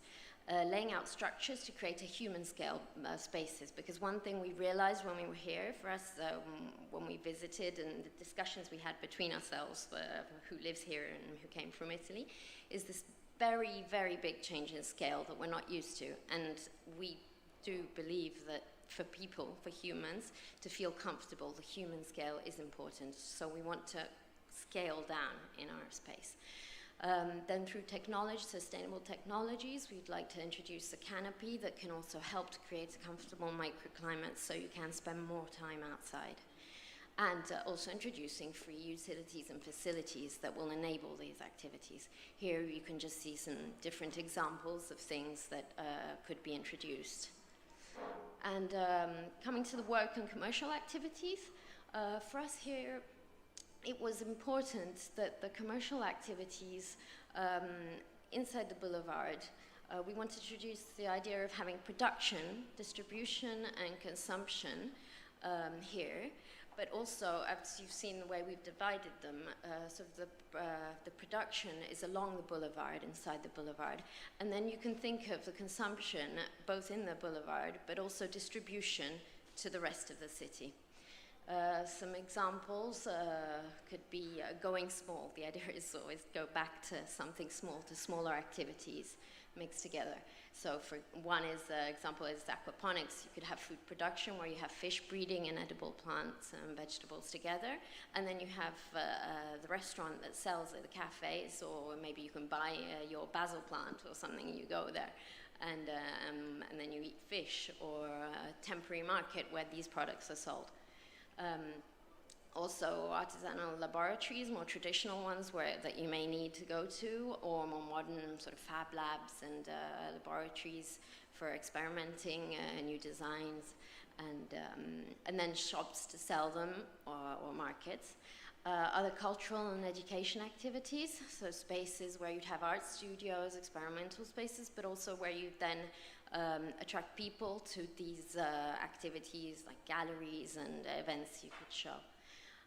The same approach is towards energy production. Our idea is that in the boulevard we have energy production on different scales through solar panels, harvesting from the movement, and small example, even smaller examples just for playing, for example, exercise bikes that create energy. And then this way we could then distribute for the use both on site, but also if there's any excess we could then distribute it to the city. One other element we would introduce is experimental residential structures for co-living, co-working spaces, living in art residencies, etc. Because it would add to the identity of the space, but also if you include residential, this would mean that you'd activate it during different times of day, so it wouldn't be that when the office is closed, then it empties out. So what we think is that the solution would become, this way, the boulevard would become a comprehensive autonomous system. Yet at the same time, thanks to its circular distribution, it would allow for the surrounding city to tap into these resources that are present in the boulevard and become embedded in itself. The boulevard would be embedded in the fabric of the city. How would we do this? We've just done some diagrams to show steps we could go through, and the landscape, we thought of it in segments, so you could do it in phases. You could maybe experiment, do some parts of it, and then in nodes that I'll come to later. So the idea is the situation at the moment is there's a very strong physical barrier due to the large fast cars and lanes. So the first thing we do is reduce the car lanes to one for each direction. It is quite difficult to imagine here, but there are many examples, Barcelona with the Supermanillas, or examples in the Netherlands, where this has been done. So what happens is the cars that come here are the ones that have to. So you come here because, so you have to also, sorry, I forgot to say, reduce the velocity. So there is a to make it safe, it has to be, it becomes like in residential areas where they have to slow down. So they're still allowed, you're still allowed to come, show your car and drive and get to where you have to come if you're a resident or if you have to get somewhere. But it's very clear that the importance is for the pedestrians and the micromobility. So we then introduce we try to connect with the landscape. We'd connect the different the sides, and then we'd play pulling up and down the landscape. We create areas for activities and shaded paths. So we'd introduce vegetation and open air activities instead of the traffic, and we'd introduce public e-transport or micromobility routes and hubs to encourage this. The idea is that you'd have or an electric train or something that's very efficient. So if you have to get around the boulevard quickly, you can just hop on and hop off wherever you want to go. Then the other layers, so we have the landscape, we have the vegetation, would be these structures at the end that we'd introduce to articulate the space, to create human scale spaces, as I was saying, and a canopy to help create a different microclimate. So this is sort of how we'd add it all together. We'd then work also, what is important is when you get to a node, things change. So what do we do here?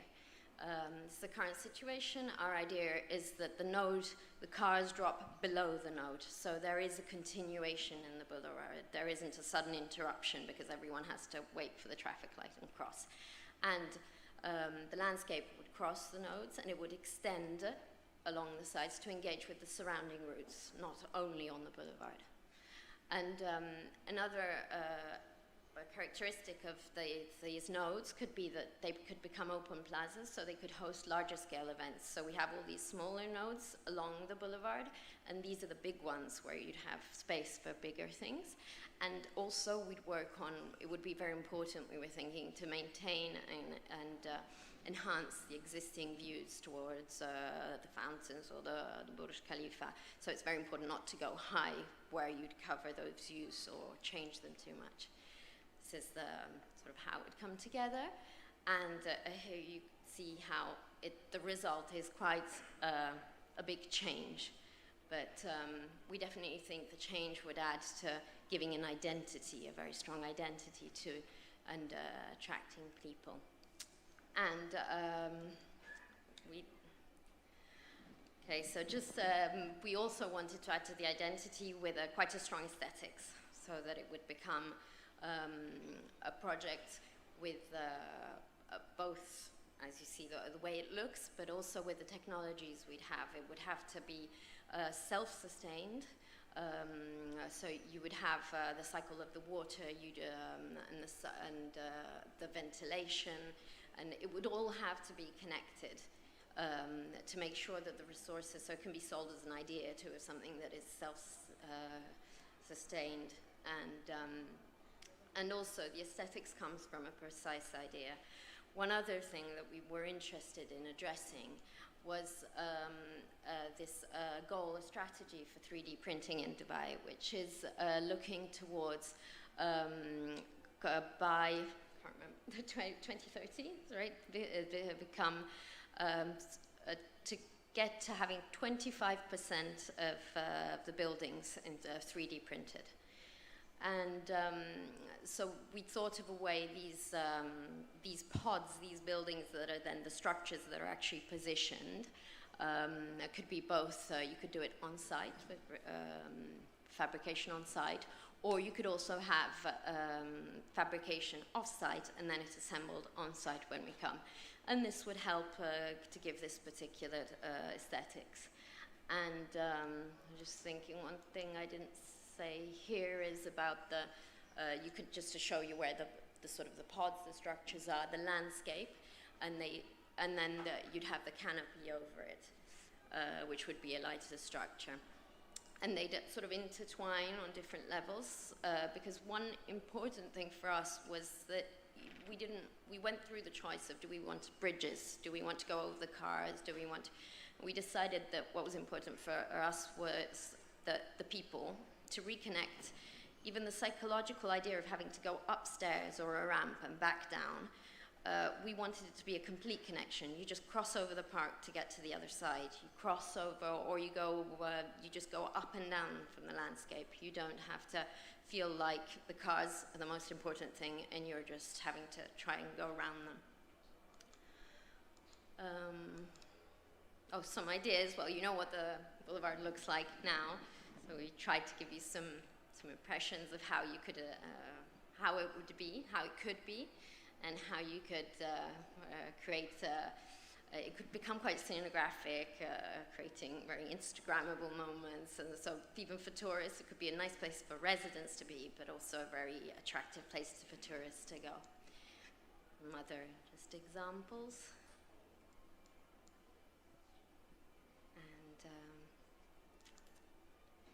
Just to end, and then if I've forgotten anything, if you want to fill in. This is just to say, we think with our proposal, the idea is we're not mending something broken, or we are, but what we're trying to do is once we've mended it, we're not just connecting, we're not just putting it back together, but we're adding value to it. So this idea of the way they connect vases. Thank you.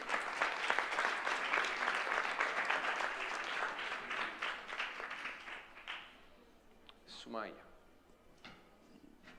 Thank you very much for great presentation. I really like the concept of kind of this self-sufficient, self-sustaining system where you have production and then you sell it, you produce it, you have markets, whatever, to do it. I didn't, though, understand the structure that you're proposing. Is it mainly landscaping? I mean, that you mentioned some small pods, but I mean, I couldn't get the scale of it. Are they just small pods that are for kind of very small functions, or? Yes, the idea is, sorry, the microphone. You have a big master plan. Maybe that's the right thing. Okay. I think it would be more dense than this. The master plan was more to just give you the idea of how much it would change. But the elements, I'd say, are the landscape, the vegetation, and then these pods. So they'd be modular, but they could be then connected to each other. You could have a lot of them together to create a sort of a combination of functions they could have. According, maybe the single one could be a bar, but maybe if you have a lot more, it could be the residencies. And then we'd also have this canopy that would help with the ventilation in certain points so that it would be more So it's quite small-scale intervention, but across the whole belt. Yeah. If I can add something, we can think about modular pods, so we can implement these structures. So if it's needed, we can do more pods and so more structure, more livable spaces. Okay, thank you. Nice presentation, thank you. Yeah, thanks for the presentation. I think the program is fantastic. I mean, the things that you put in there. I didn't quite understand where will you put the cars or the people. I know that you don't want the cars. We don't want cars. Bad thing, but. No, but we do want to see our Lambos and Mercedes going around. I just don't understand. The only clue I had by looking at the presentation, it was a public transport, right? Yes. So do you suggest to convert all the private mobility into public mobility? So all the cars will be going, all the car users will going into a tram? No, as we said, I think in the beginning, is like we're just reducing the number of lanes, and exactly. Yes. So we will still have just a practical question: if a certain number of people will need to go in those places, do they have to move with public transport instead of cars? Because anyway, the people will need to go there somehow. We can't just make the street smaller. Yes. We need to create somehow the passage. So maybe that's my question. If people, let's say, if I live in downtown, I would still have access to take my car, go out, whatever. But if it's like tourists or otherwise they can have a parking space and then can use the light railing system to go around downtown. Okay, okay. That was So it's a light railing thing. It's more of a. It's also because we have quite a bit of, like the sidewalk itself is about 15 to 20 meters also right now that we have, with the 3 lanes of road in between. And it can easily be, like the roads can easily expand into those sidewalks while we're creating another layer on top to grab them in. I don't know if my road and traffic engineer would agree, but yes. Well. No, it's nice. Really, the idea, all the ingredients that you're putting there and the research makes me think of these places. Where the first thing I thought it's a nice river. So it's something to look at instead of something to be afraid of. But yeah, I think that just for a future, the next step would be how do we tackle the traffic that's going to be created somehow? But that's the provocation, right? Yeah, that's what cities are doing. The pass to be there and leave the car out. Then it would be good also to add on this. Maybe it would be good to highlight where the actual cars will be parked. So you will need some node parking for the people to leave their car and then move with alternative transport. Okay, but thank you. Very interesting provocation. Thank you. Thank you. I like the concept. I think it has great ideas. I think the drawings didn't really give you justice, because if you look at here, you don't really understand directly that you have 2 lanes of cars and you have other things. So again, with maybe limited time frame, if we would have enough time and it's illustrated, then we get it directly. But I got what you are explaining, because you, in terms of the three lanes at each side, you are maybe limiting them, and then you are proposing alternative solution, which is a great thing. I think a couple of comments would be good in the next stage to see how this great feeling, which is the green belt, how you are cascading this experience on both sides, beyond the boulevard, because then you are part of the experience, not to step outside this boulevard and then you are in a different reality. It will be good to work around the people journey and try to give them something that they can take with them, so the experience extend beyond the concentrated boulevard, because you have a great feeling to it.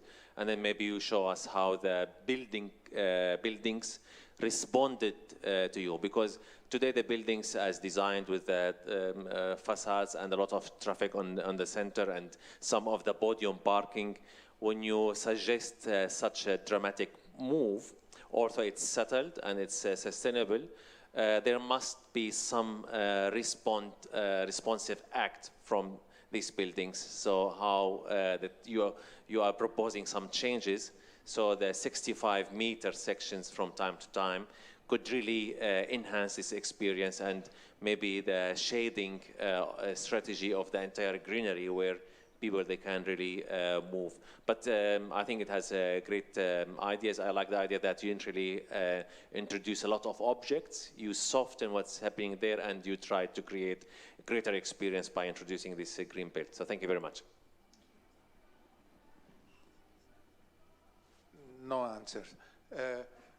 Congratulations. I think it's a good project full of suggestions. I think that there are 2 different sorts in your project. One that is reformistic and one that is revolutionary. And they try to live together. The reformistic one is when you think only to change at some points. The revolutionary one is this master plan. And I imagine that your group was split into parts. One that wanted more and wanted that was more realistic, but is an idea of mine, of course. Okay, that's great. Thank you.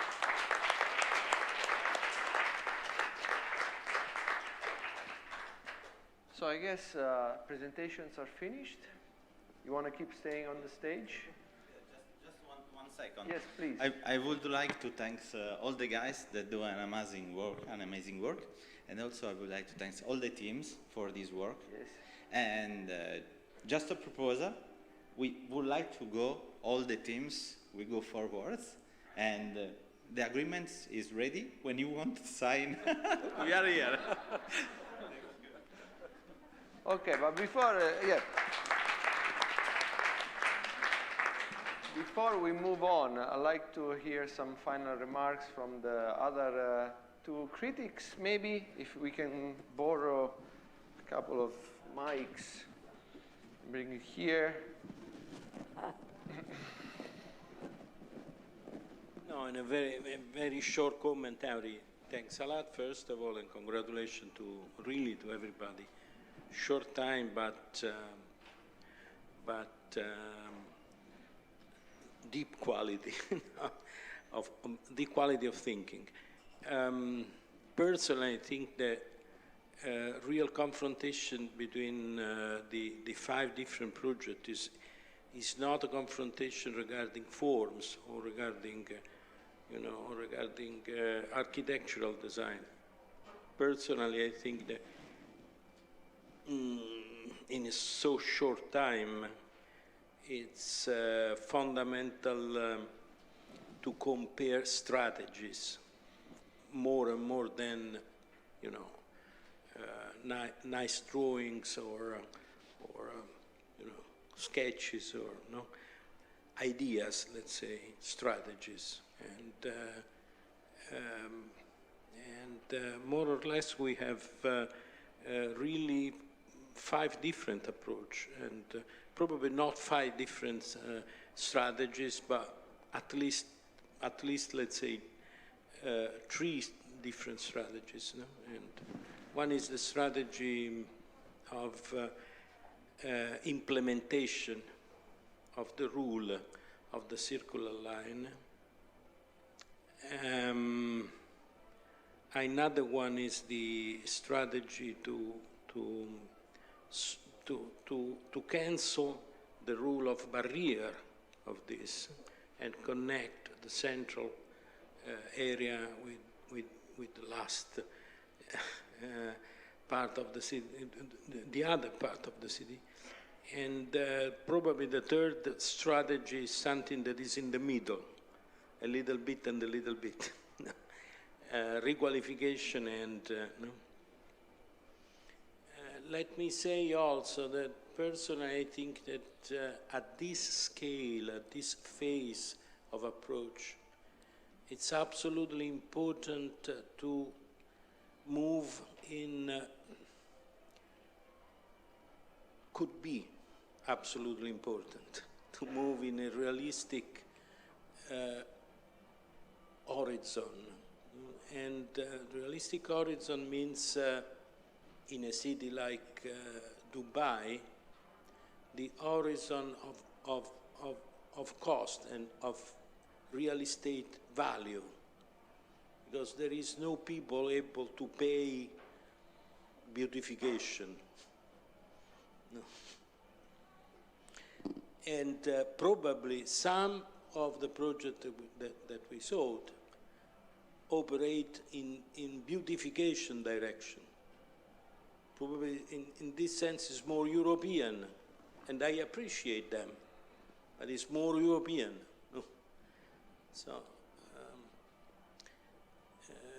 So question is how to combine quality, yes, of course, beautification, but realistic horizon of value, of real estate value. No? Let me have my personal end of the story with underlining the approach that I propose to my group. That is, in this sense, an approach to patrimonize the quality of the center, no? Exploding just in 2 or 3 or 4 point of connection and go out. No? In a strategy that is use the goal that is inside to export the value outside. No? But anyway, in general, all the approach that we saw impressive, no? Really impressive. Also because 14 hours, not that and much. few people. Yes. So thanks a lot. Yes. Professor Desideria, I so much agree with you. I personally so much agree with you that we're the only group that inserted 10 residential towers in the project, because we'd like IMAR to make money out of this and fund all the rest of the project, because otherwise I don't think it's going to be possible. Those, by the way, are a super slim tower, 1 apartment per floor. New model in Dubai, if I'm not wrong. Yeah, Mike? Okay. Anyway, last remark, please. Last Gwendalina, one. or Thank Andrew you. as well, if Thank you you have. for all. It's really a nice meeting, and I am really happy because we have seen a lot of ideas and a lot of opportunities, really a lot, because we had 5 different approach, but not so different, because we try to organize and reorganize this barrier in an opportunity. This is really interesting, because of course someone says that in the future we don't use the car, and I'm really agree, of course, but now the car there are, so the problem is quite it needs time, no, to eliminate the car. I know that it's this boulevard is too much for the car and not for the people, no, so this is really the problem. But the 5 ideals, also the group that didn't really approach the boulevard, but approach the skyline and other things. They give us some ideas, and I'm really.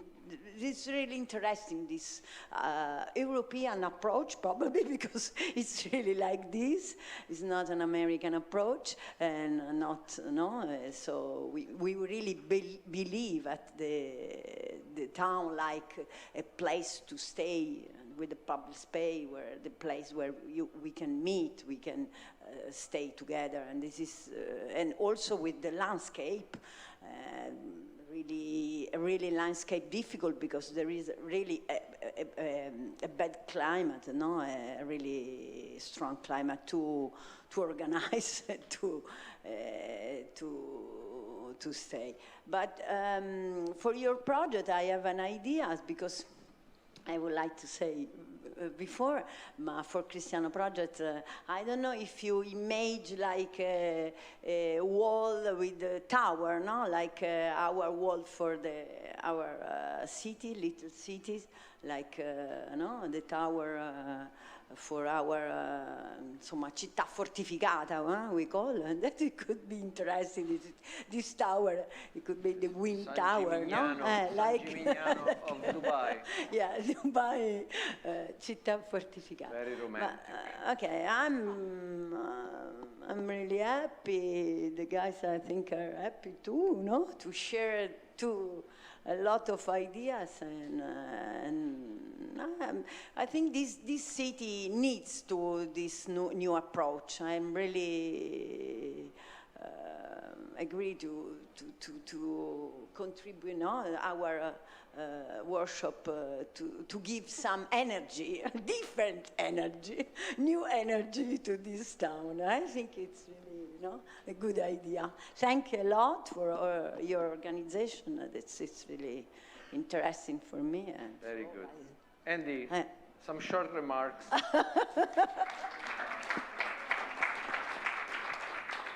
Dense and intense. I Okay, thank you, everybody. It was such a great experience.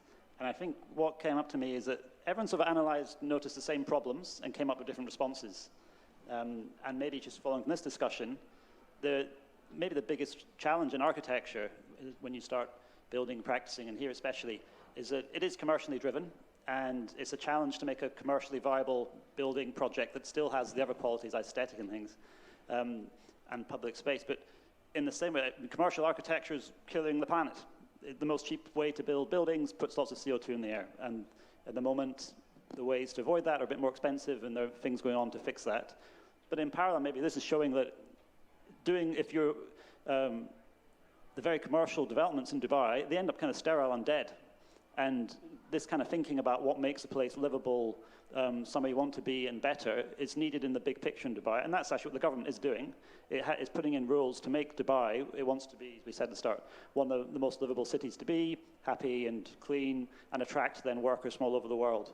So I think this is kind of exploring that balance of how we can do things which are viable, makes transport work, but still increasing the amenity, the quality of life in the city. And all the kind of proposals we saw, I think they kind of explored that in different ways. So it was interesting, they all came up a bit different. Yes, I think the best outcome at the end of this experience is that we intentionally didn't really meet together and find some common strategy to look for very different approaches. And this was the outcome that I think was the most interesting. Not only different scales, different languages, different progress, but as you say, looking at the same problem.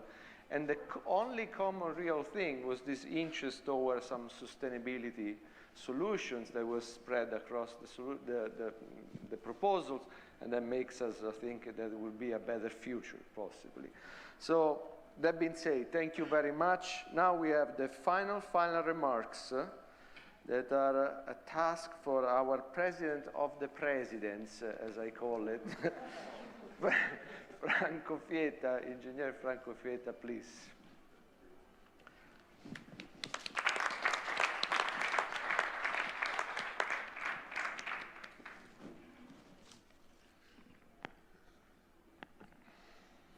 Yes, also. These have been days of intense and difficult work, yes, but also creative and full of great ideas. We have received many projects, many ideas. Not all of them may seem achievable, but here in Dubai I have already seen many buildings, many ideas that might have been considered not achievable. So don't despair. I believe that our young architects and engineers have had an important experience, perhaps unique in their careers, and come out richer. The world people, the Emiratis, and the Italian people united in beauty. Before I finish, I owe a special thanks to those who worked in the Fondazione in Arcassa for the success of this initiative. The board member Cinzia Presti Filippo and Cesare Senzalari, our General Secretary Gianfranco Carcione, and Elena Valente. Still, thanks to everyone, really to everyone, those who participated in this beautiful adventure. We will be able to discuss it tonight at dinner and in the coming days. Thanks again to all.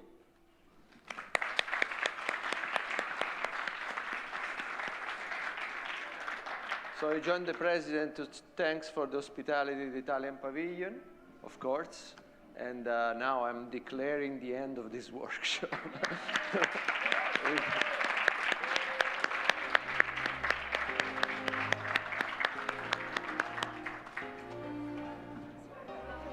Yes, I forgot. All the participants on stage for the final picture. That's a good idea.